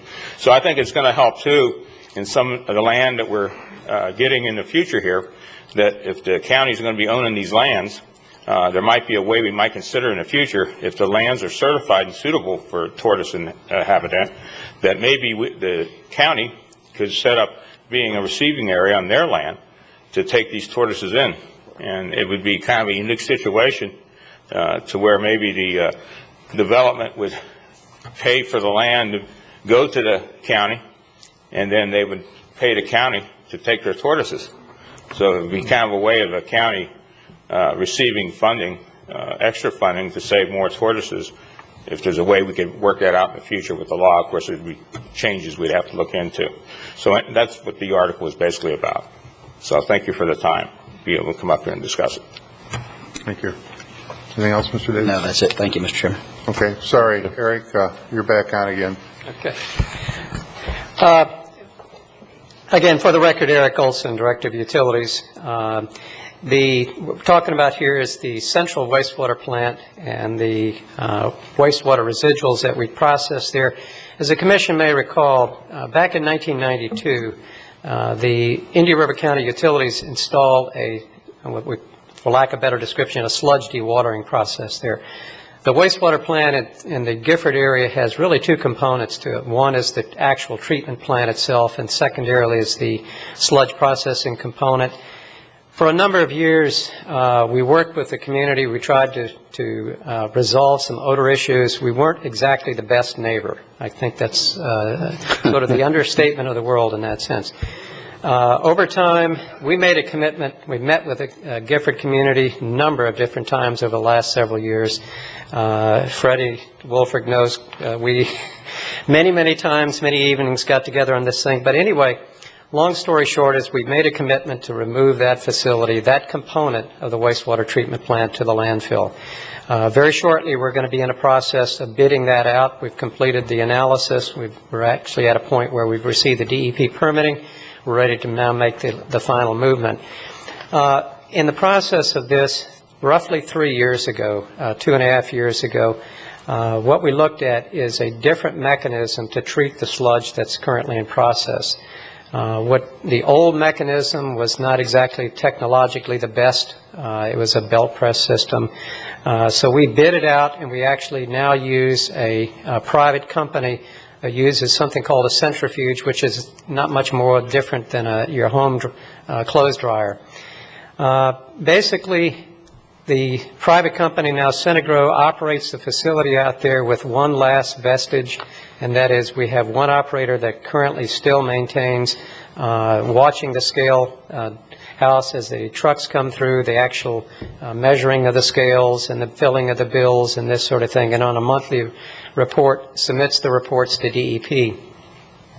During the budget process, we looked at this and we looked at the possibility of saving additional monies, and in doing so, we requested that we be in a position to take that last vestige of county employee out of that facility, move them to a different portion within the county utility site itself as a wastewater operator, and be in a position to let the private operator literally operate the entire system soup to nuts.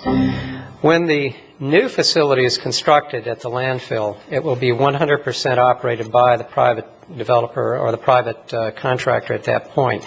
So what we're asking the Commission to do is to be in a position to allow for the contractor to take over this last vestige of operation and allow us to be in a position and then move this operator to another position within the utility system.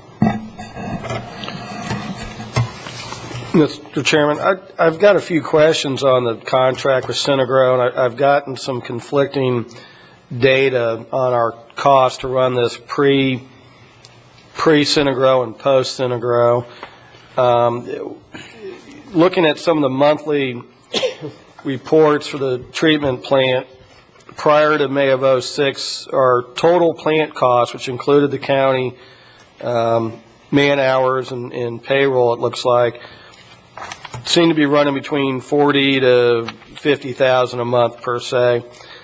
After the Centigro contract, they were running, in the mid-70s to $80,000 a month, and I guess I can't see the cost saving right off the bat, even though post-Centigro the man hours cost is substantially reduced because we have fewer employees there, but the total cost has gone up quite a bit. And I think before I move on this, I'd like to have you come back with a pretty detailed cost-benefit analysis if we are really saving money going with We can Centigro. do that. We've done that just for reference purposes already. I don't have the full amount with me right this minute, but basically there's a number of components that are associated with the cost of the sludge facility. Labor or personnel costs are certainly one of them. In addition to that, what we also had under the old system are huge electrical costs associated with the operation of the facility. Electrical is just one part. Chemicals, because of the odor control system. It was when you add that into it, and then you take into account the fact that we also, as an enterprise fund, literally have to pay our own landfill fees to the landfill. And part of the cost is on the basis of tonnage. The old system using belt presses was one mechanism, and it produced a liquid sludge for reference purposes about 16 to 17% solids. But the new process using the Synagro, or it's not a copyright process, I mean, a number of companies use it, the centrifuge system will actually produce about a 22% solid. So what you're really doing, when you take it to the landfill, and you look at the total cost going to the landfill, because that becomes integrated into our cost to operate the sludge facility, we're actually not trucking water to the landfill. So our trucking costs are considerably less than what it would be as if we were to use the old belt press system. So the overall cost, and we can bring this back, we can certainly do that. I'd be glad to do that.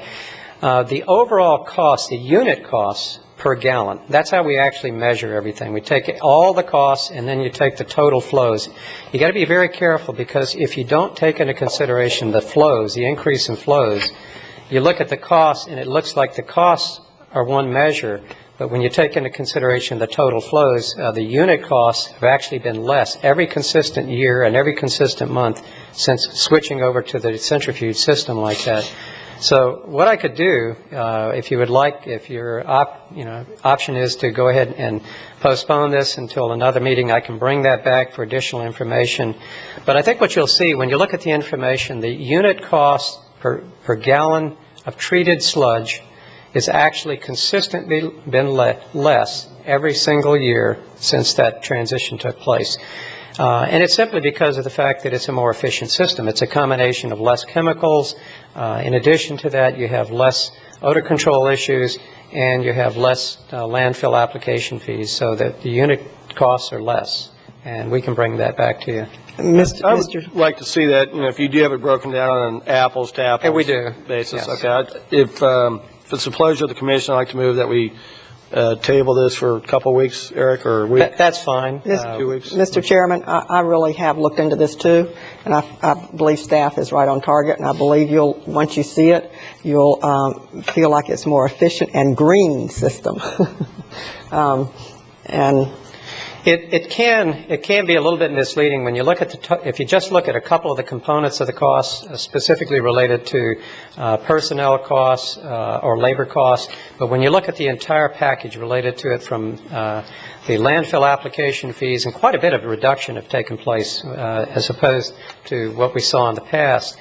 And literally the ability to use less chemicals and electrical altogether have just given us a net unit reduction consistently every single year. And again, we've got that data available. We can easily put that for everybody on a monthly basis or a regular basis, or a recap here in the next couple of days if you'd like. Mr. Chairman, I think that Commissioner Bowden's on point, but at the same time, I'd like to know what would be the ramifications for us to kind of answer some of Commissioner O'Brien's questions. Well, I think they're good questions, and I think we have the ability to, if your preference is to postpone this until the following week, we can do that. What are the ramifications is really what I'm asking. Well, the ramifications, really what we're talking about right this minute, the contractor that's been in place for the last 2.5 years, since roughly September of 2005, that process will continue itself. In other words, we're getting ready to go out to bid within the next short period of time, within the next 30 to 60 days for the new facility. The new facility has been redesigned to a more state-of-the-art, if you will, process to be located at the landfill.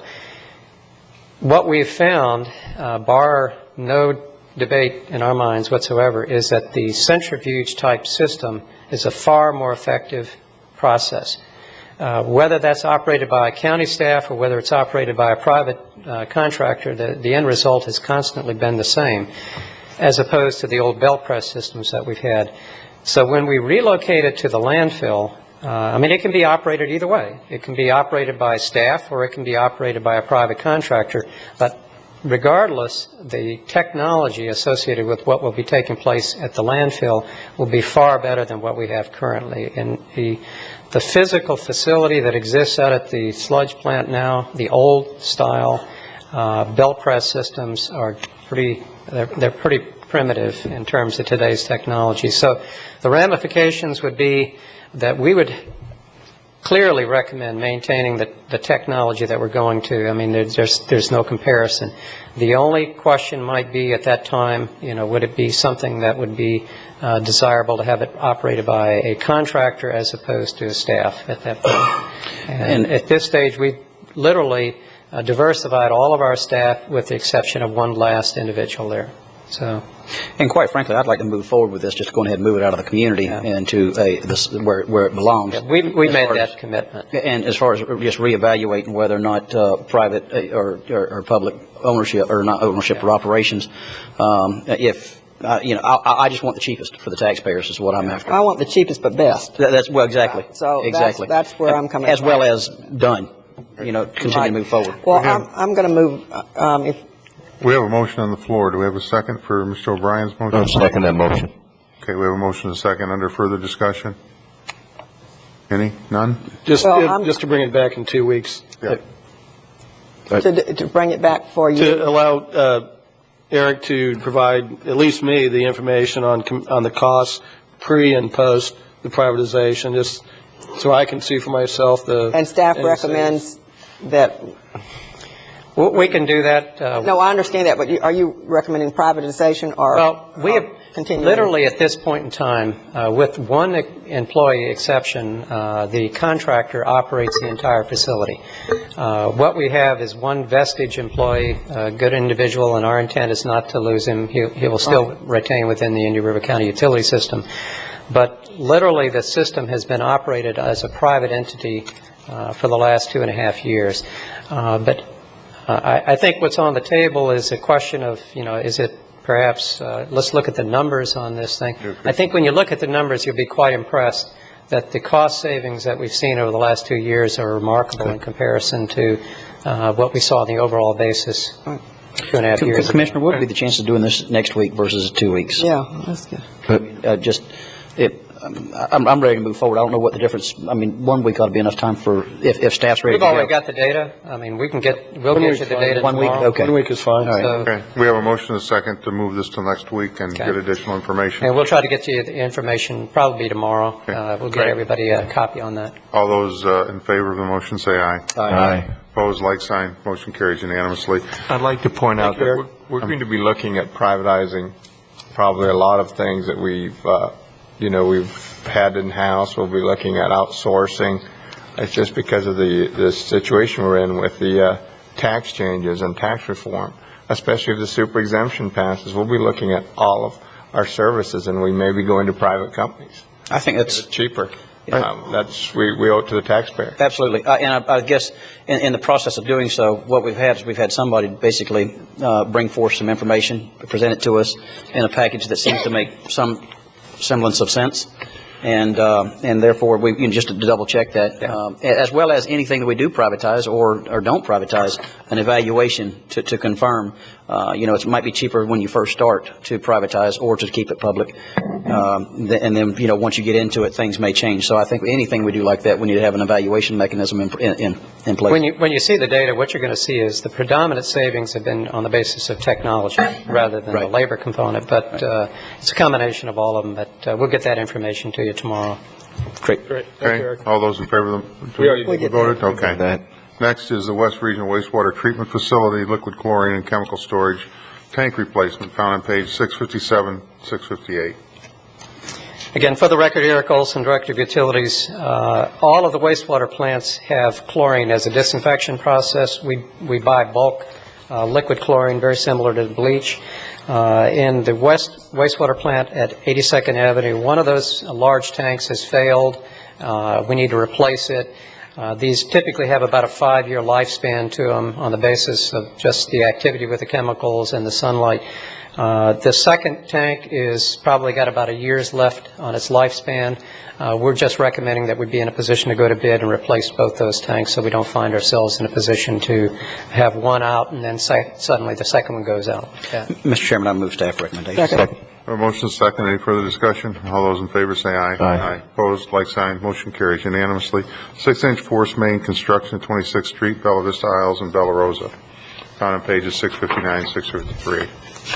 Again, for the record, Eric Olson, Director of Utilities. What we've had, this is two projects have taken place. This is on 26th Street between 66th and 58th. We had a development at their cost put in a force main from 66th east a certain distance, and we had a development on 58th put in a force main going west. What we found is what we'd like to do is connect the 2 points in the middle now at our cost, and then they'll be reimbursed as new developments come online. So we're asking for just basically the ability to move forward on that. Move staff approval. Second. We have a motion and a second. All those in favor say aye. Aye. Opposed, like sign. Motion carries unanimously. Next is the North County Reverse Osmosis Plant, Camp Dresser and McKee. Amendment number 4, work order number 1. For additional professional services and permitting and general services during construction, found on page 664 through 674. Again, for the record, Eric Olson, Director of Utilities. This relates to the current ongoing expansion of the North Water Treatment Plant on 58th and 77th. In the process of moving through the design, we've made some changes that related to additional expansion capabilities. We've also had to modify some of the development as we move forward with the Spoonville Marsh project, waiting for that to get final permitting. So we had to make some engineering changes just to accommodate both the design weight. We literally had to begin process of the plant in steps to allow for the final permitting of the Spoonville Marsh, which we've done already. Mr. Chairman. Approval. Second. Okay, we have a motion. Do we have a second? Second. We have a second. Under discussion. Commissioner Davis? No, that's good. Okay. All those in favor say aye. Aye. Opposed, like sign. Motion carries. Under Commissioner Davis's items, equally dividing committee minutes, and that's a memorandum dated August 28, 2007, found on pages 675 through 677. Yes, and I guess just to kind of get started with this, we have restructured the office and of the county commissioners, as well as the staff inside there, and have laid out the committee assignments. And in the process, that I saw I think it's a September calendar, and we are outsourcing some of the minutes. And I really think that my question really, I suppose, is to Mr. Baird, with the $45,000 cost savings, if there is in fact still one of those, in our budget that we had put forth, do we have the outsourcing cost for the minutes in that? And I guess that may be a HR question versus. I think we have some money in there for doing minutes, and I'll have to look, but I thought we did. I guess whenever I look at it, there's several ways of doing this. Some of these minutes may, and other commissioners feel more than happy to chime in here on this. Some of these minutes may be more appropriate back in the departments that they come from. If not, and we so choose, with us having a fully staffed office, we have the capabilities of taking care of all these minutes in-house if we need to. But with us being from what I would call pretty much fully staffed, it's time to go on ahead and let's divvy these things up. Are you going to divvy up the committees? We do that in January, I believe, if I'm not mistaken. November. Thank you. It was January. Yes, absolutely. Yeah, and the appropriate time for that, though, would be. Well, as I remember, gentlemen, you wanted a lot of the committees, and their committees are not equally divvied up. Mm-hmm. So when we divvy up the committees equally, maybe we can, that would be looked at. But I do think that we did talk about after the move, and you were home, that we would have a planning session and look about this and talk about it, and we would know more as we go through the actual process of the changeover in the interim period.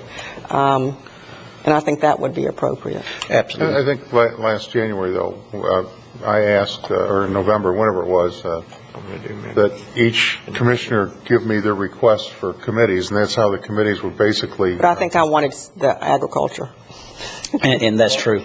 And Commissioner Wheeler, with some of the things we were working on, did award that to me.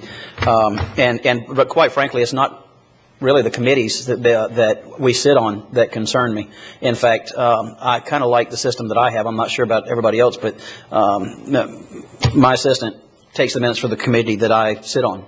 I like that because quite often there's work that comes out of it, and I don't want to have to bring somebody else up to speed.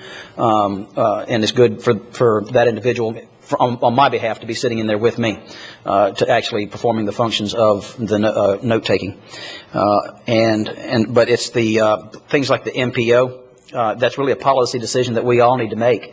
There's many other ones. I've got them in here. I don't want to beat this to death or anything like that, but I think that we do need to have that meeting, that workshop that you're talking about, Commissioner, in short order. And I think we said we would. I would agree, and I think like some of them, for instance, P&Z, MPO, some of that we really aren't liaisons to individually. Right. That would be an outsource. I know they've been using Rita part-time to do those minutes and so on and so forth, but I think that what I'm hearing here is that we should either, I guess, have a workshop or discuss this on another agenda and come up with suggestions on how you want to handle it. Do you want to put it off until November when there's a new chairman? Do you want to do it before then? What's your pleasure? actually, I think it would be good for all of us to have that kind of in place before we even get our new committees. I mean, that way we'll know what to expect when we go in and start asking for the committees. We'll be able to see how many times they meet and what responsibilities that'll put. And maybe by phase-in level that we can have some staff input as far as if they could take over some of these meeting minutes, because this office is really not the place to have the minutes kept for the whole buildings, everybody. And in fact, I think if we do have an outsourcing issue, we need to be honest with the taxpayers and say, okay, this is what it is going to be in this year's budget, and I'm not sure we even have that in our budget. Yeah, I just confirmed with my budget office, there isn't any money to outsource. So there's very little, there's maybe 30 days worth, but after that, there isn't any money. And if it's going to be inexpensive, we decide to do that. That's about one meeting's worth. We should put that forth. Or we should stop some of these meetings. That's exactly what we need to reevaluate. Yeah. How important are all these meetings? Because this is very timely and costly for the minutes to be taken. And I never see all these minutes. Well, we did this a few years ago and reevaluated. Had some recommendations from staff on which committees we could get rid of, and of course on a couple of them there was some pressure applied to keep those from some of the members. But I think perhaps if we're going to have a workshop, it would be a good idea to have staff reevaluate and come back with some recommendations. And we could also look at some of the committees that we may want to disband. I know some of them that meet are basically informational and really at one time they served a purpose, but I think some of them may have run their course. And that's something that I think we should look at along with that to see if we want to pare down some of the committees that we currently have existing. And I guess, Mr. Chairman, or I guess, Mr. Administrator, how long would it take staff to come back and make some kind of a recommendation for us on this, especially in light of what the budget? We've got short order to modify or to at least allocate funds for outsourcing if we're going to do it. We put this off, to where now we need to make a decision for next year's budget.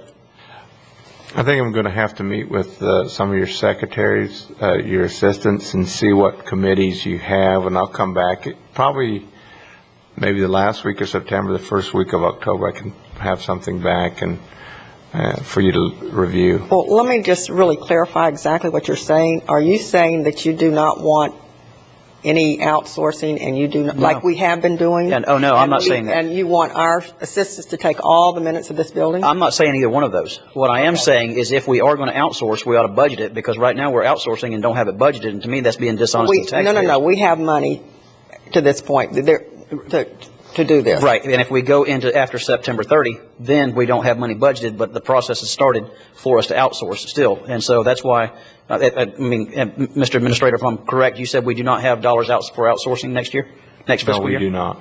That's my point. And therefore, that's why, me bringing this up now, I don't have a favorite. I'm just saying that where we are right now, I'm not saying it's not straightforward, but it's just, let's either account for it or not. Or let's have staff do it. Amen. Yeah, that's what I'm saying. So you're asking me what's my position. I think for years, and I don't want to get into this now, but for years, this commission has not always done it the way we're doing it. Clearly. And for whatever reason, we're now doing too much as far as the minute taking. And we'll have a workshop and clarify all that, and we'll have our numbers. I would almost like some kind of a time certain, though. We really need to go ahead, in my opinion, where I know we're having a budget. What about tomorrow? I'm good with that. I really am. What do we have tomorrow? Budget at 5 o'clock. Budget hearing at 5:01. But it'd have to be in the afternoon. I'm good with that. We can meet before Because budget. meeting, When's our next MPO meeting? That would be another good time that we could have it immediately following that, or? Does tomorrow not fit you, Commissioner? No, tomorrow's fine. What time would you like to come in, though? I mean, we'll come in before I'd like to do it before the budget. Absolutely. hearing, not after. I think I have it covered. If any way you want to go, we do have what we call contingency funds in the general fund, and that's where this would come from. So I don't know if you necessarily have to make a decision in haste immediately. If we find that we're going to try and short up as much as we can with existing staff, I think that's what we should do. And if we do feel that we have to do some outsourcing, we will have to do a budget amendment out of contingencies, but it shouldn't be substantial. It should be minor, I think. So I don't think you have to rush into this and make a decision immediately. I think we should take our time, look at it, and within the next 30 days make a decision. I'd also like, as I said earlier, I'd like to see if there are committees tying into this workshop that we should eliminate, that, no longer serve the purpose that they were set up to do. I don't know if we want to look at eliminating committees. There's a tremendous benefit in having these committees for their input, and to sunset them and then to reactivate a committee and to get the volunteers to run that committee would be time-consuming and costly in other areas other than currency. So for that matter, I would like to look at some of the committees to see if they want to reduce their frequency of meetings and still have a tremendous benefit for the citizens of this county without having to go through the process of redesigning and re-engineering what we already have, just reducing the amount of meetings that we all have to attend and take minutes for. Mr. Chairman, what if we did this? What if instead of having a special meeting prior to the budget, and in light of what Mr. Baird said, why don't we have something under County Administrators Matters for the 14th meeting and conduct it during the meeting? We ought to be able to make a decision by then. Have staff come forward with a recommendation without having to pull everybody together. how many public hearings are we having on the 14th? A lot. Do you know what? I haven't. I don't know. Well, we can bring it back soon. On the 14th. Yeah, that's not the next Why meeting. don't we just leave it with Mr. Baird? Yeah, we let put him it on put it an back. agenda where we've got time to discuss this and go through it. And Say that again, Mr. Chairman, I'm sorry. leave it up to Mr. Baird of which agenda to put it on this month, and add it when we don't have a lot of public hearings, if we have a meeting coming up. Joe can fit it in where it'll fit in best. Wait, we've only got, what, three more meetings this month? Yeah. Yeah, so that'll be fine. Okay. And before we leave this, Mr. Chairman, do we need an interim plan to cover the month of September? I think Darcy's already put the plan out. Okay, she's already got it scheduled, and so we're good for this month. Okay. That's good. We're outsourcing presently. We had anticipated doing that during the transition until we could organize, and I think that's going very well at this time. Good. Okay. Next is a proclamation of Vero Beach High School, Sebastian River High School Kickoff Classic. Mr. Davis? Yes, Mr. Chairman. Just as a little bit of something here, I guess it's on a lighter side.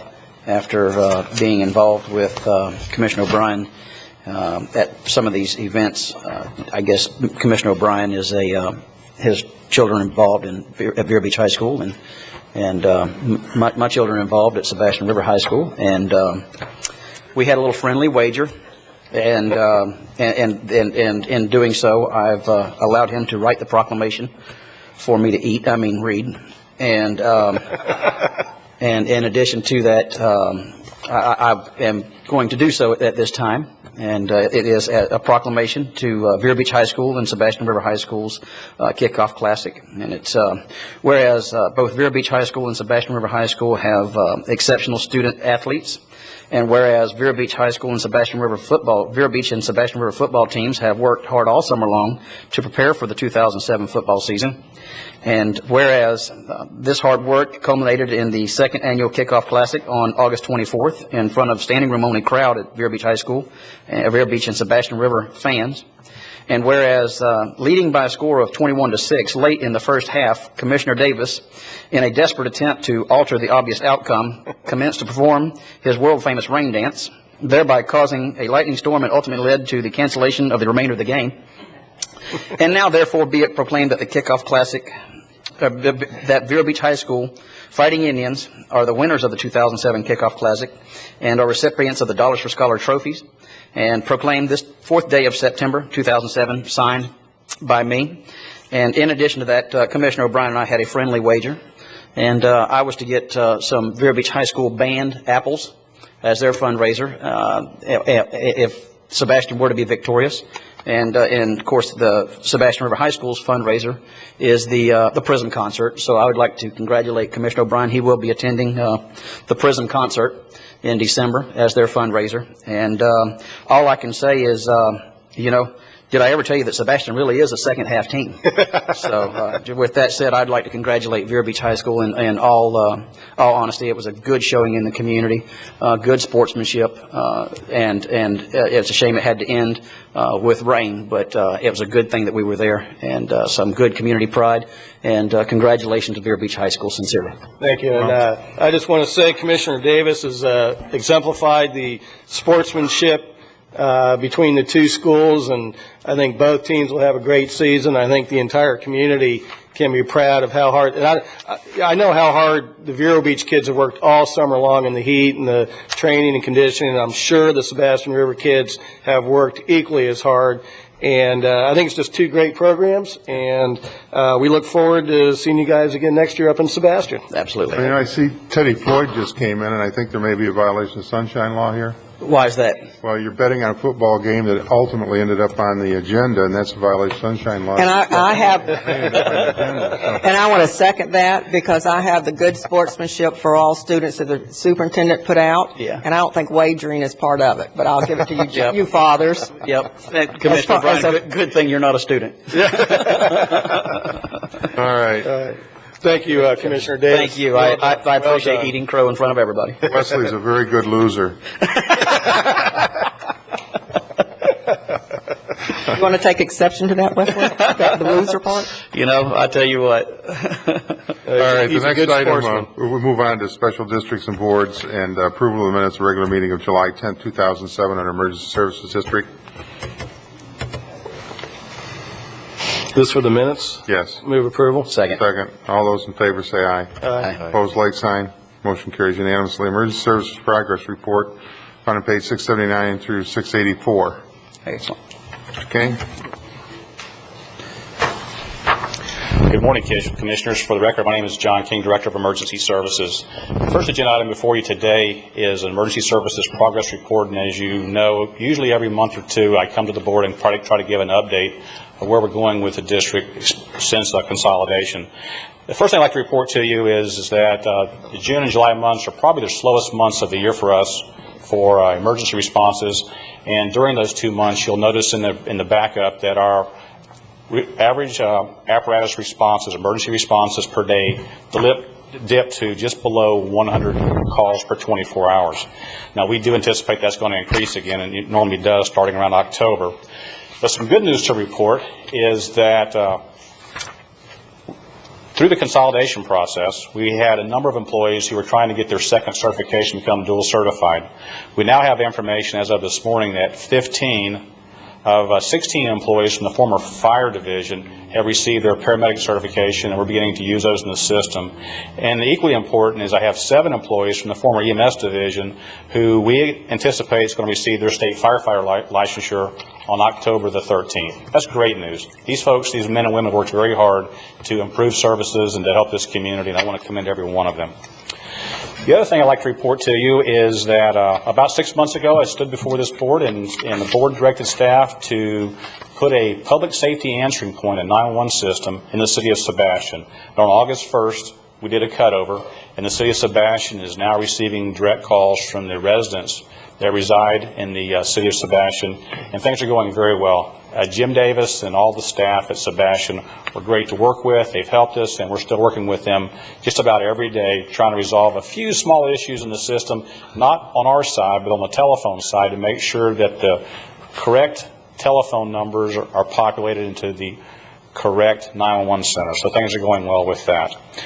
And the other group that I was going to report to you today as well is the Animal Control Division. Now, the Animal Control Division is one that's a smaller division. The board doesn't hear very much about animal control, but that's a good, hard-working group that you have out there. And what the board might be surprised to hear, and the community might be surprised to hear, is that this past calendar year, we had approximately 20% increase in the number of reported animal control complaints, which resulted in an increase of us handling almost 31% more animals than last year. And usually the animals that we're dealing with, some of them are just an animal running loose, gets out of the backyard, and we help them be reunited with the people that own them. And some of those are pretty serious grievous violations of animal cruelty. And I'm proud to announce that the community has really stepped up this past year, and we have investigated, taken care of, and with help with the Sheriff's Department and Humane Society, a number of animal control abuse cases. So that's the report for the month, and thank you. Any questions, Mr. King? Move accept staff report. Second. All those in favor say aye. Aye. Opposed, like sign. Motion carries unanimously. Fire Rescue Training Tower, memorandum dated August 23rd, found on page 685 through 697. This is a straightforward agenda item. In the approved budget, funding was allocated to replace the Fire Rescue Training Tower. The one that existed prior was at Station 3 at the 2900 block of 43rd Avenue. It was built in approximately 1978, and it was condemned in 2003, just a structural integrity. We repaired it a few times, and it was beyond repair at that point. Staff is recommending to relocate the reconstruction of that training tower from Station 3 to behind the new EOC. And there's a couple reasons for that. One of them is that when the original tower was built in 1978, the free space between the airport operations, the active runway operations, and the station were much different than they are now. The FAA has required more clear space on the approach end of runway 4.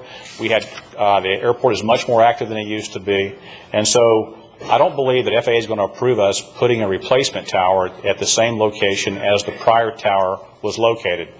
So in an effort to try to think about the long-term goals of the organization, one of the things that we came up with was putting the new training tower behind the EOC. And there's a couple purposes for that. Some of the training that we do involves being in a classroom and then going outside and working on a training grounds. By using the EOC, we're using some of that space is allocated for during an emergency as the EOC. We would actually use that space for some of the training. We've been using it for training, so we're making active use of that air-conditioned area and the audio-visual that's in there. And the second part is the training tower would not encroach upon the runway because it's moved to a new location. And thirdly, we could not start this construction project by agenda until we actually got a certificate of occupancy for the EOC. We had a construction project. This construction project is separate from the Turner construction project, and by doing the way staff is proposing here, we're going to save $56,410 by doing most of this as much as we can in-house to coordinate this and using existing contracts the board has already approved. So with that, staff recommends you approve the agenda. Mr. Chairman. Yes, Mr. Fletcher. Motion to approve. Second. We have a motion and a second. Any further discussion? All those in favor say aye. Aye. Opposed, like sign. Motion carries unanimously. The relocation of Med 3 to Fire Rescue Station Number 3, memorandum dated August 26th, and it's found on page 698 through 702. Very good. Approximately 2 years ago, the consultant the county hired to consolidate the fire and EMS divisions made a presentation to the board in an effort to try to improve emergency services countywide.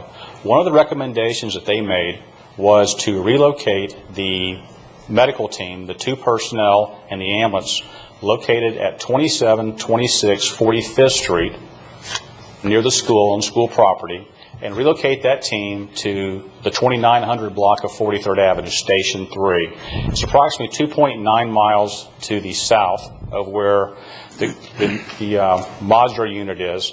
And the purpose for that recommendation was, in reviewing the run stats, we find that ambulance that's at the 45th Street location is many times passing Station 3 and covering emergency calls that are on State Road 60 and somewhat to the south of, can you turn this on for me, please? The overhead.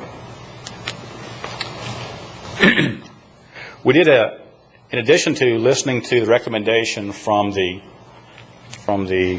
consultant, we did an in-house analysis as well to try to determine the accuracy of this. And this is approximately a 6-month representation, a sampling of calls. And the station is approximately in this area. But you can see that a number of the calls that are going to are further south and out on State Road 60.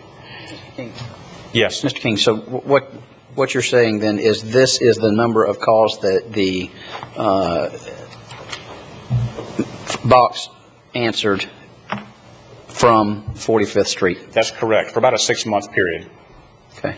And so the question comes up is when they're out of their zone handling the next call, who's handling their zone? Because it's kind of a feast or famine. You have a lot of calls and you have slack periods. Med 5, which is at the 6500 block of Old Dixie, is represented here. So they're actually located more in this area, and they're actually being pulled south, covering the Gifford area, the Grand Harbor area, and even they are getting some of the calls that are on State Road 60. So having said that, I'm suggesting to you that the way to improve response times is to relocate that med unit from 45th Street to 43rd Avenue with one caveat. I'd want the board to really consider strongly to continue to move forward with building a new station at 49th Street and 35th Ave. The board will recall that staff was before you before, and the board was instrumental in helping us obtain property, approximately 3 acres, at 49th Street and about 35th Ave. It was a DRI piece of property we got from Waterway Village. And earlier this year in March, a number of meetings were held, and the county has an active application right now with the state for a community development block grant to help place a station at 49th Street and 35th Ave. The state has been in. They've done some sampling of the residents in the area to try to determine if there's truly a need. Do we qualify for the parameters of the grant? And I would suggest to you that if you are going to move, if you agree with staff's recommendation to move from 45th Street to Station 3, that we continue forward with the new service location. We hope that the grant will be favorable. We should know in February of 08, and then we have about a 14 or 15 month construction time. So other factors that are included with this discussion is the fact that the modular home that we're using for Station 3 now is not ours. It belongs to FEMA. In 2004, we had a modular unit on the side of the road, on the side, on a small piece of property, approximately less than a half an acre that we leased. The property we leased from the school district, the modular home that was there was damaged beyond repair during Hurricanes Jean and Francis. We have a FEMA trailer on that site, and at some time in the near future, I have to give that modular unit back. In addition to that, I cannot build a new station on that piece of property for 2 reasons. One, it is not ours, and secondly, it's not large enough to construct the station site there. So again, in total, 49th Street and 35th Ave for future construction, and go ahead and let us move this ambulance now to improve the regional services for ambulance in that part of the county. Can you go back to, Mr. Chairman, if I could, yes. Could you go back one slide? This is the, and I don't know the fire stations by numbers, so that was the Winter Beach fire station? This is the Winter Beach that was there, right. For that same and period. Now go back to Med 3. This is Med 3. This is the one that's currently located near the middle school on North Gifford, 2726, between the school and railroad tracks. All right, now go back to number 5. Can you split the screen? If you have, that's what I'm trying to see just exactly which one's moving from where to cover what. Well, what happens, well, it's a more broad discussion. If you look at the county as a whole and you talk about the emergency services district, we have not added a new fire rescue station south of 77th Street since 1984. Now, we've added more personnel, but we haven't added service locations. So over the years, the community continues to grow, and what happens is that many times the primary unit is on a call and a second call for service will occur in their zone. And the way that you try to get timely services is you try to send somebody that's out of their zone to put somebody at the scene. Now, one of the things the board did with consolidation, when you moved to consolidation, you allowed me to send the closest unit. If you remember, before consolidation, I could only send EMS folks to EMS calls and fire folks to fire calls. And now we're sending the closest available unit because I have duly trained people on most units. So we haven't made a major leap forward. I think consolidation was a grand thing for the county because it is improving services. However, I only have so many people on duty, and when a call comes in, I want to send the closest available unit, and that's why you see this is the Winter Beach station. You see they're covering State Road 60 all the way down on Old Dixie, north all the way to 510. Very similar in fashion to what is happening here with Med 3. Med 3 is going south a great distance. It's going out towards 95, and it's covering Grand Harbor, and again, it's going north as well. So we're doing the best we can with the available resources we have right now. But I'm encouraging the commission to consider that you're going to have to increase staffing at some time in the near future to make up for some of these shortfalls. Where would you increase staffing? I would suggest that there's two stations that you need to consider very closely and very quickly. One of them is at 4th Street and 43rd Avenue, and one of them is this Gifford station. And the reason why I mention that is, let's go back in history. Back in 1980 and 81, we were talking about putting stations in the South County. And that discussion included, they brought in some folks from the Insurance Services Office to help put a plan together, and they suggested putting a station at 4th Street and 43rd Avenue in the Vero Beach Highlands. In response to that, the county chose to put a station between the two on 9th Street Southwest, about the 1500 block, Station 4. And so that's where, that was going to be a 10-year fix. They were going to put that in, and that station opened in 1982, and in 10 years they were going to build the 4th Street and 43rd station, and they were going to build the Vero Beach Highland station. And for a number of reasons, mostly money, we did not move in that direction. And so 4th Street and 43rd Avenue still seems to be the highest priority as far as call volume. And I think that you're going to see that the Gifford station, the 49th Street station, is very close behind that and needing a permanent location with responsible crew. Just to take one step further, John, has anything else occurred with the property on Roseland Road or in that area for another station up there that we were working on? Yes, sir. I think a future agenda item we're going to talk about. Okay, I'll wait for that then. Yes. Okay, thank you. Well, just in the meantime, I mean, I'm hearing you have some concerns about coverage, and I know that, you know, ultimately it's not just our job, but your job to have us prepared. Is there something in the interim that, I mean, going from no land to bricks and mortar to staffing takes a considerable amount of time. Are we covered? It's a good question. The county administrator and I had some very long discussions putting the budget together this year, and I believe that Joe can speak for himself, but I believe that Joe and I were in concert that we needed some additional staff. The thing that really hurt us this year was when he put those budget cuts on us, it began to delay some of the things that we had master planned for putting additional staff in service in the very near future. But staff and rolling stock is what's going to be needed to improve some of these shortfalls. Whenever we see the budget, typically it has, you know, either positions not filled or where it's reduced and all that kind of stuff. I guess so. Where, if we lived in a perfect world, where would you put them? If you were to ask me where I'd put the next 3 or 4 stations, let me tell you where I'd put them. I'd put 4th Street, 43rd Avenue. I'd put 49th Street and 35th Avenue. The county needs to consider one out near 510 and 512. And the fourth one would be near 66 and State Road 60. Now, 4 stations is a lot to be talked. It's a lot of money to be talking about because it's not just the building; it's the staffing. But we need to make some serious discussions about where we're going, and those would be my recommendations for the next 4. Okay, Mr. Wolford. Freddie Woolfolk, 4590 57th Avenue. I just want to number one, thank Eric Olson. I'm going to just back up for the sludge treatment. My mother-in-law had to move out of her trailer there out to Briarwood because the stench was so bad. But because of Eric and the staff's consideration, really has made it better. But it'll really be better once we get it where it should be located at the landfill. So I just want to say that first. The next thing is just to Mr. John King. I just want to commend him. John and I are good friends, and we work together quite diligently, and he has done a magnificent job in heading up the services that we have in the emergency services arena. And my ears are just tingling to hear some things he said this morning. I put my hatchet up. I put it up because he's talking down my line. But I'm just here today to just let you know where we are thinking in the Gifford area and surrounding area.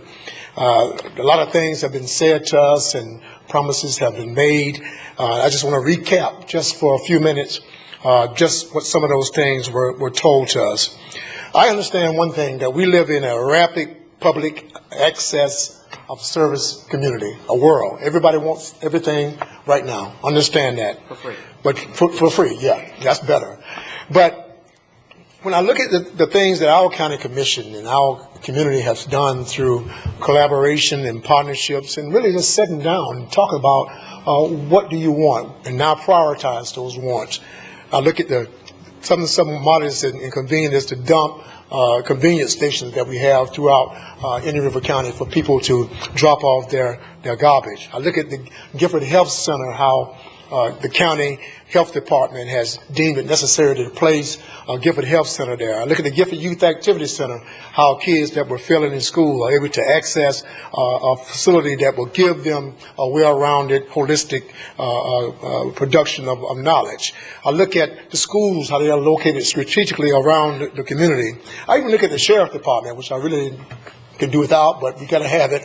The sheriff department in our area helped to have access to those who are not doing correct and breaking the law. I even look at the Med 3, where it's been there, and I take a very personal note with Med 3 because Med 3 had 3 calls in my family last year. I lost my sister July 8th rather, and Med 3 was there. Couldn't save her because she died within 3 minutes. On the 16th of July, I lost my dad. He had a long sustained illness, and Med 3 was there. Couldn't save him. But 3 weeks ago, my mom was near death. Med 3 was on the scene before I got from my house. My house was only 2 minutes away. They were there, had already begun the work needed for her recovery, and if they had not come, I wouldn't have my mom today. So I have a very personal appeal to Med 3. But I'm also realistic in my thinking to know that we have to do what we have to do with the monies that we have. I was happy to hear Mr. King say that the promises that we have given by Waterway Village, and we stood before the county commission, and some of the things they laid out as some of the amenities that the people of Gifford will have if they allow that particular subdivision and give their support. Sidewalks and lights and traffic signals, widening of the road, school property set aside, and fire station property set aside. And that tingled our ears to the point when we really felt that now we will have some of those amenities needed in the Gifford area, which is growing in leaps and bounds. Dr. Hudson had to leave, but he left a couple of notes we want me to share with you. He said he witnessed for himself a 3-year-old kid being saved by Med 3, and how if they were not there and the blocked tracks because of the train, that kid probably would not have made it.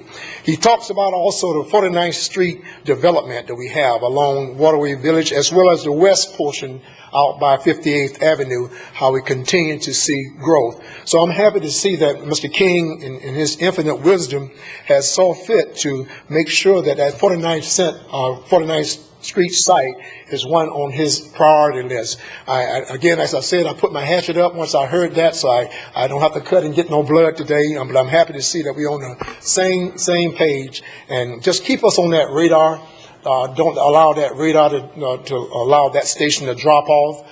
Sometime commissioners change, but I like for these minutes today to reflect what Mr. King has stated as one of his priorities, and I'm in agreement with that. And I just want to stand in for the people of Gifford and say to the county commission, thank you so much for your leadership, and Mr. King for your leadership, and we look forward to working with you in any way we can. Thank you, Freddie. Mr. Hart, did you want to be heard? Yeah, I want to You go right there, Victor. okay.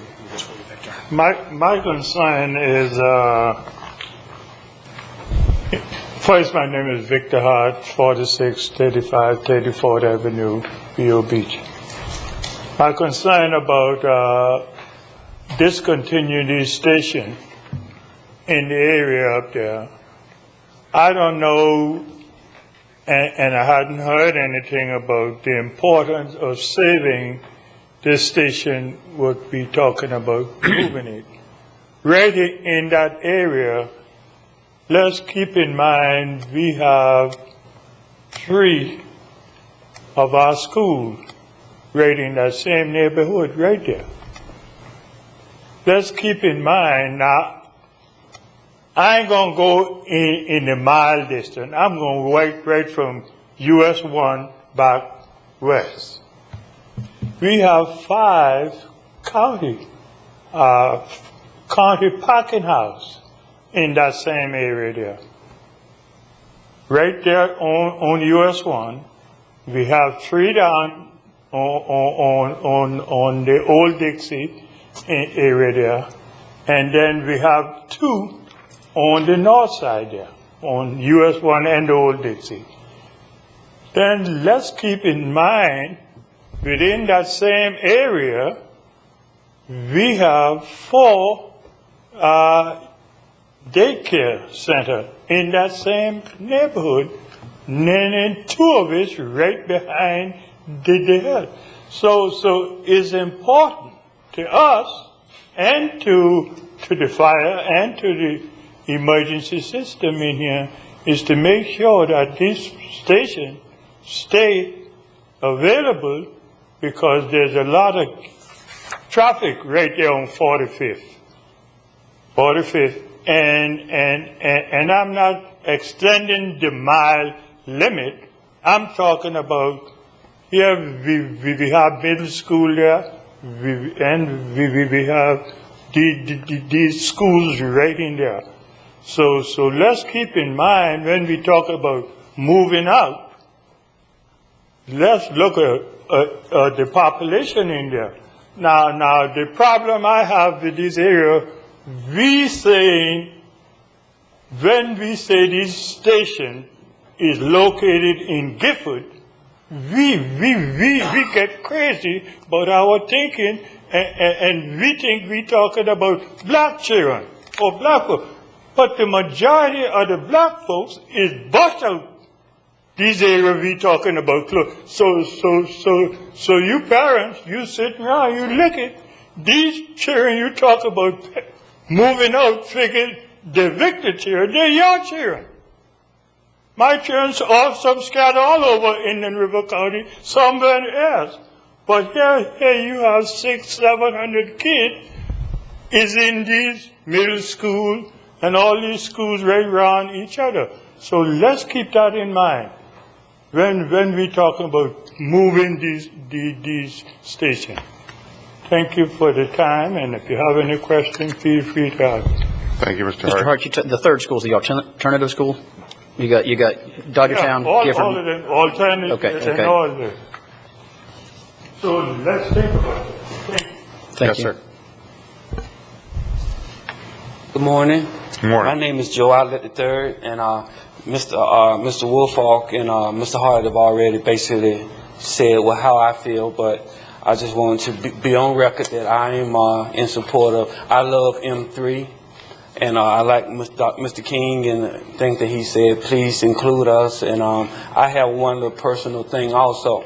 I have a elderly friend of mine that I grew up with. Her children, she was having a stroke, and they called M3, and M3 was there just like that, and they were able to reverse the effects of what was happening, and she's doing well. And we just hope that we are considered. We love having it in our community, and we would love for it to stay there. Thank you. Reverend Kyle Gibson, 1570 Fifth Court, Vero Beach, Florida. As a former law enforcement officer and firefighter, I do realize the importance of having close proximity, especially when you have older residents that live in the area to a station. That area also has a large number of senior citizens, and the close proximity of that station to be able to reach them quickly is also an important area. So I like that consideration to also be made when you think of the decision of moving from one location to another. That makes it further from a location from a majority of senior citizens. Just like you to take that into consideration, working in the area in Broward County and fire services. Many times we've lost people because stations have been moved or closed down because of the proximity of being able to reach an individual. And I think the value of a life is much more important than the value of any property or taxes that may go to build a station. A life is something that can't be replaced, but property can always be built. Some kind of way money can be found somewhere in the commission, somewhere in the taxpayers to relocate money. So I just like to think about that. And I've also lost a family member once before because of a fire station not being in close proximity. Thank you. Thank you, Mr. Gibson. Any other comments? I got a couple of questions. Joe, how close are we to 49th, 35th in that station coming online?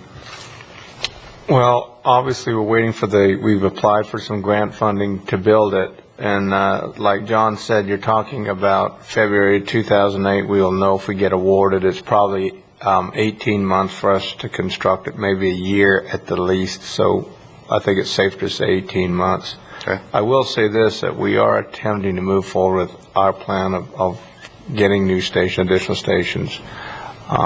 It's very important to the community. We plan, it is one of our priorities. Even if we don't get the grants, we will have to build it, but we've got a grant application in. Thank you. Any other comments from the, if not, I've got a couple. One thing that I'd like to just real quick, in addition to looking at the number of calls, and it's interesting that fire stations is something that it's across the board concern in every part of the community. I hear this from the Vero Lake Estates community a lot, and they don't go by call volume; they go by how long it takes somebody to get there. And there's clearly two ways of looking at where you need stations. And so I understand exactly what you're saying right there. I mean, we could see where the ambulances that go, and the Med 3 clearly is a busy area. One thing that I have a concern about, though, is the integrity of the building that they're in. Pardon? I didn't hear you. Ma'am? The integrity. Of what? Of the building that Med 3 is in. It's not a hardened structure. And so what you're looking at then is you're looking at putting counties, the people that we depend on in emergencies, to help us in an emergency in a facility that's not made for an emergency. And so I do have some concerns about that, and eventually where we wind up with that, and agree that the 49th Street fire station and medic station is going to be imperative that we move forward, because all of these, even though you might not see it immediately, just looking at those calls and how they were distributed, it's clear that whenever we add an ambulance or a fire station in a certain part of the county, it gives that level of redundancy and reduces call time in other areas of the county. And so I think we're blowing circuits up there. Even God wants this somewhere. So that's all. Mr. Chairman. Any other comments? I've just got to go. I think that, and the points that were, I think, are well made, but I think that it's very important, too, that we look at the county as a whole and how can we best serve the county as a whole. And I think by distributing our resources in such a way that we can give the best coverage to all areas is a positive. And I don't see this as reducing service to one area. I see it as expanding service, by consolidating at the other fire station. And I think, I don't know how far it is, for instance, when you mentioned, Freddie, your address on 57th Avenue, I don't know what the difference would be. I would think it would be not a great deal from where the ambulance is located currently to where it would be at the Station 3. By the time you go up, because you still have to go out and go up to 57th. 27th is right around the corner. Yeah. Oh, okay. So I was thinking I'm sorry. Yeah. And I can understand anyone wanting to have a fire station, EMS station across the street from their home or in their neighborhood. but I think we have a responsibility to try and figure out the best way to serve the entire community. And I, for one, would be very interested in moving forward as rapidly as possible on 49th and 35th, also Roseland, and all the fire stations. Because I think government's first responsibility is public safety. Law enforcement, EMS, and fire, I think, are the backbone of any community. And so, you know, looking at that, I'm in favor of consolidating the services from where it is currently to Station 3, and also expediting as rapidly as possible, not only 49th, but I think we need to keep the other stations online also. So that's my position. Anything else, Commissioners? I would like to say emphatically that time is of the essence, always. And so that's one of the high priorities that I would want, not only the correct personnel to be there, but be there in as quick a manner as possible. So I'm always looking at that to be improved. And I think what is our average? It's pretty good how we respond, but always trying to shave a little bit off that. What is the response time overall in the county, John? Is it? I can tell you for the months of June and July, June was about 4 minutes and 40-second response time, and in July it was 5 minutes and 20 seconds. And sometimes that's just a matter of the distance of the call for services from the location. Yeah. Let me ask you this: if we're in such need for fire stations, and that being a certain timeout, now, if I'm not mistaken, we have the Wabasso station. Do we have medic service at the Wabasso station? The one on the Barrier Island? Yes. Yes. There's an ambulance and an engine at that location. Okay. Total of 4 personnel. All right. So whenever we have and I guess really, let's suppose we have the 43rd, wherever it is. I'm going to say station number 3. Yes, sir. And they move. Then we get a secondary call for 65th, or from 65th, the Winter Beach station. Would there be, I guess, opportunity for the individuals at station, what do you say, 11, to come across and to kind of get ready to fill in a void in the event that happens, or what is? Absolutely. We have in the computer-aided dispatch the protocol that's at the 911 center. When they're dispatching, the computer tracks every vehicle that's been assigned to a call. And so somebody isn't trying to figure out who's the next closest available. The county is divided up into response zones. And if a call for service comes within a certain response zone, there's 11 levels of backup for a fire engine or an ambulance. And so what happens is as one unit is tied up on a call, the computer knows if another call comes in that response zone, who is the next closest available unit, all the way down the line. And it's quite common to have multiple stations out at one time. That's very common. It happens a dozen times a day that I have multiple stations out. And going back to the point I was making before, one of the things we're realizing, particularly in the South County, is that Station 1 on Old Dixie, across from the cemetery, 1500, that's the busiest ambulance, and that's the busiest engine in the fleet. The station at the east end of the Barber Bridge is the second busiest ambulance and the second busiest engine in the fleet. Now, Station 4 on Oslo Road and Station 7 on 82nd Avenue, they flip from month to month, which is the third and fourth busiest stations. One of the concerns we're dealing with in the South County in particular is that when a call, for example, comes in Station 4's zone and they're on that call, the next closest station is Station 1, and they're probably busy on another call. So the next closest station is Station 7, and they're probably on the call about the same time too. Where's 7? 82nd Avenue. Okay. So what you have is you have multiple stations that are out because they're all close together. They're high volume stations, and we're pulling resources from the center part of the county further south to try to cover the next calls. For example, we have car accidents every morning. You can just about set your clock between about 7:30 and about 9 o'clock. We're going to have multiple car accidents. We also have a number of medical calls that occur at that time. People are just getting up. They're not feeling well. And so it begins to dilute the system relatively quickly. Again, in the afternoon, starting about 4:30, going to about 8 p.m., we're having vehicle accidents. People are getting home and having accidents. Typical kitchen fires, trying to get supper done, in a quick period of time. Those things happen. And again, during the lunch hour, we have a lot of people trying to get their errands done. So we have peak periods, and we have other periods of the day that are less. We track those. We can tell you what day of the week is going to be busier by statistics. And so we track those and try to plan for those. Of all the stations that we have then, in looking at how they're staffed, the ones on at Wabasso and the moorings, whenever you look at those, how many individuals, there's 4 individuals at each one of those stations, correct? At the South Beach, the one near the moorings, I have 4 people at that site. I have 2 on the engine and 2 on an ambulance. And on the North Beach, where I have the Station 11 at Orchid, I have 2 personnel, 2 on the engine, 2 on the ambulance. At the other stations, I have 3 on an engine and 2 on an ambulance. So I have 5 at all the stations, with the exception of 2 stations. I only have 4. And I'd like to see those bumped up. Okay. At some point, because not that we don't cover well and good, but as we grow and as we get older, I come back to time, and we all cover for each other, it looks like. And Commissioner, that's a good point. But I think whenever you look at it, that's probably the cheapest thing we can do to give us the best level of coverage. I mean, we've already got the facilities there.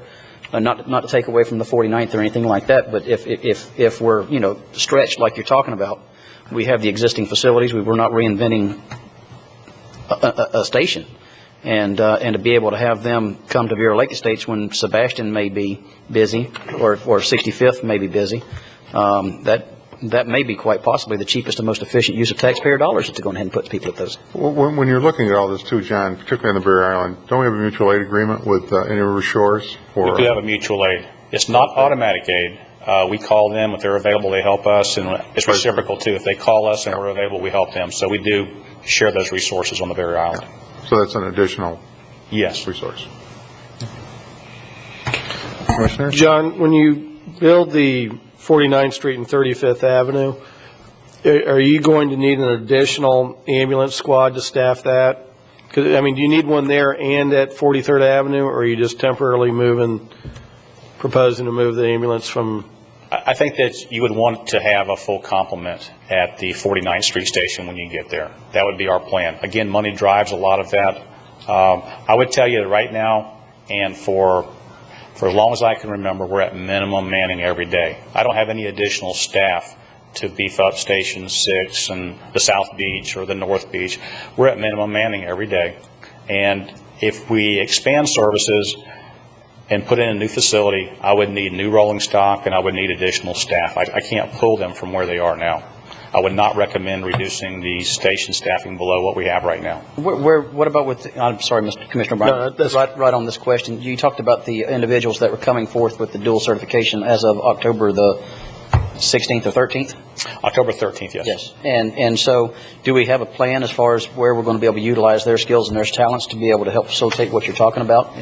Absolutely. Part of the closest engine or closest vehicle or closest available unit, our closest available unit policy is that I can send the closest team, and everybody that arrives at the emergency is required to contribute to the mitigation of that emergency to the extent of their training. So I now have, when I have a structure fire, I have an engine and an ambulance arrive.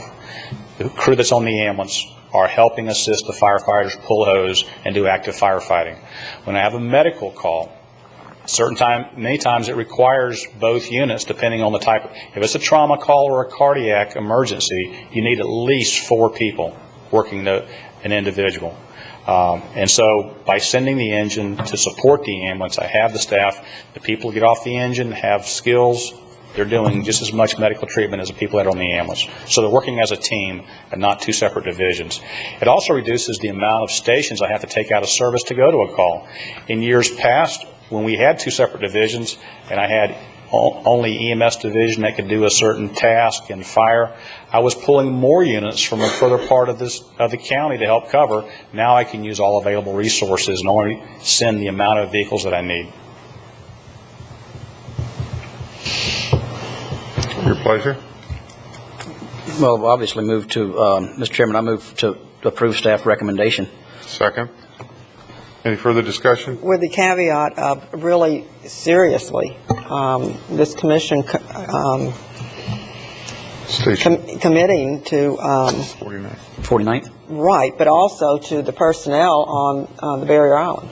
Yeah, I mean, I really see that as a very short-term, I mean, assuming you can hire somebody, I see that, and I don't know whether this is the time to do that. It's not necessarily the agenda item, but I believe that looking at the redundancy issue, and I mean, we have 2 stations that are adjacent to bridges that be able to come over and serve the mainland.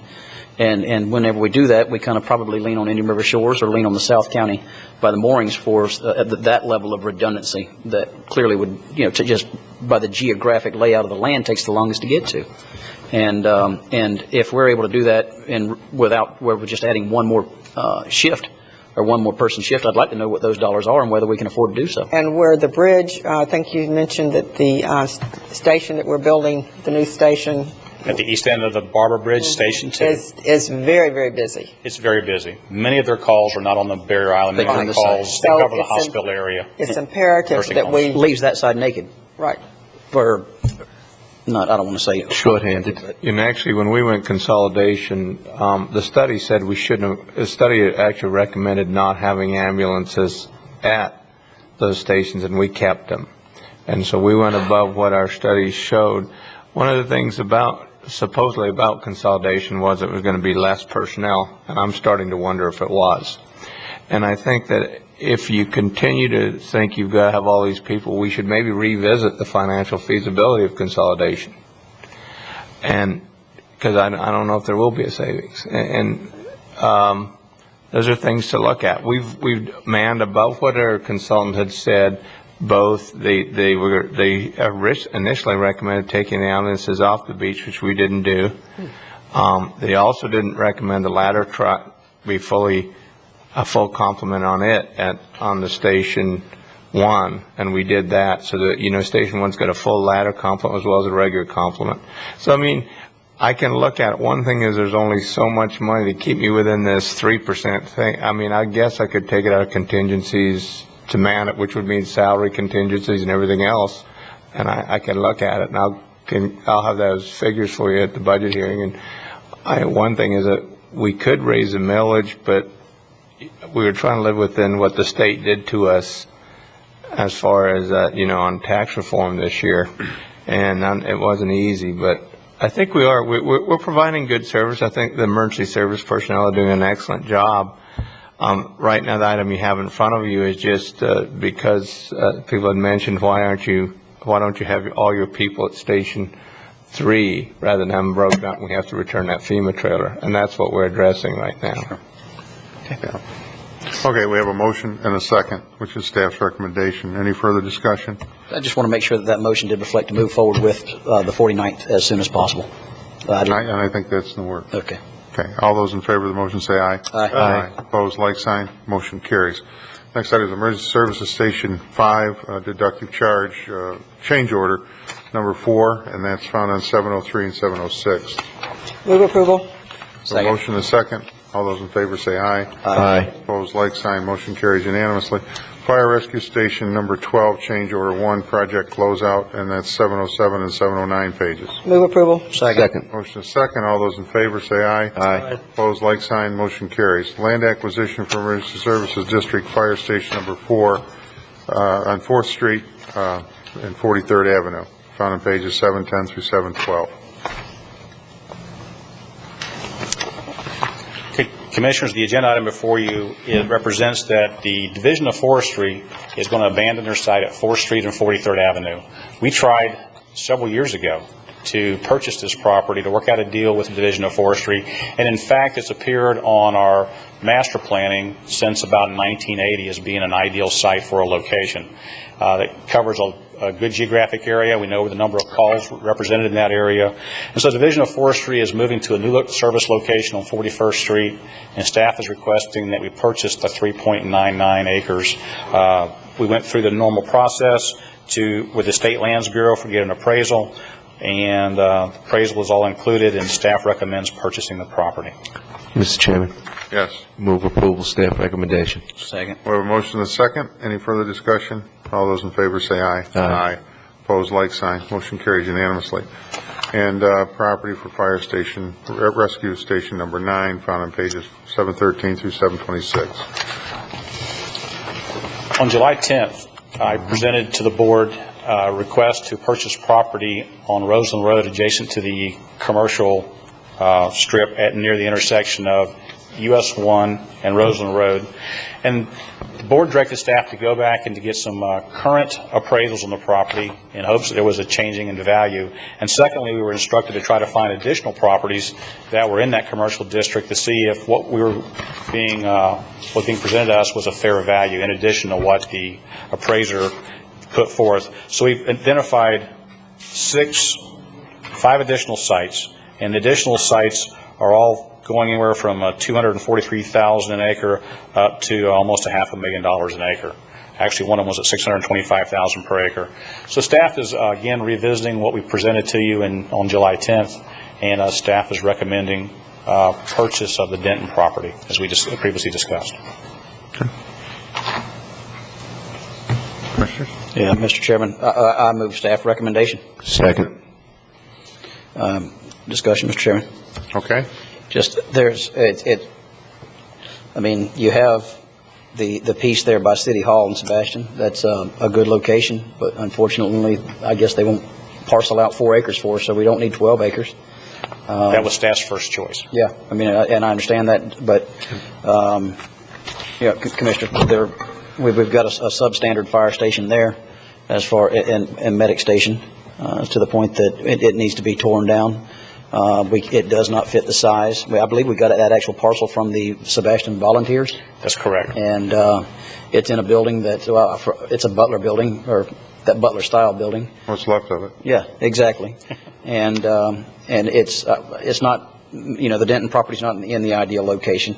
But sometimes we just got to do what we have to do and move forward without going through any condemnation process. I think that's what we need to do. Okay, we have a motion second. Any further discussion? I believe we have a resident that would like to speak on it.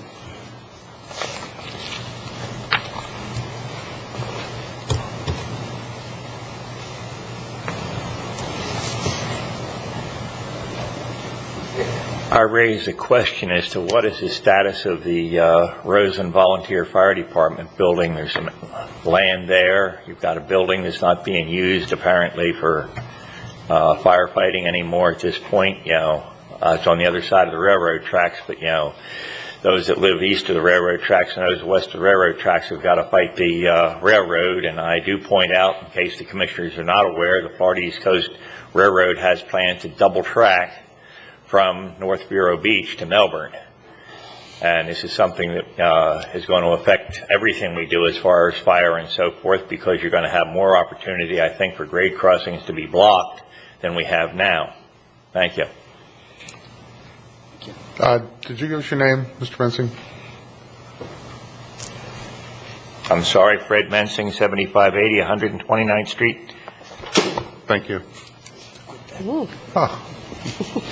Perhaps I could answer his question. What is the status of the Roseland Volunteer Fire Department?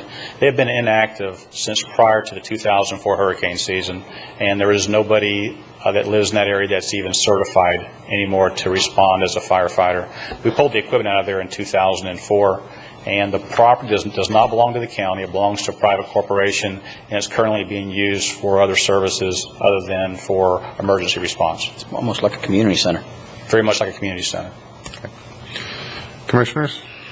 We have a motion and a second? Yeah. Yep. All those in favor say aye. Aye. Opposed, like sign. Motion carries unanimously. Approval of the purchase of 16 cardiac monitors for Fire Rescue Division from Medtronic's Emergency Response System, found on pages 727 through 737. Mr. Chairman. We have a motion? Second. We have a second. All those in favor say aye. Aye. Opposed, like sign. Motion carries unanimously.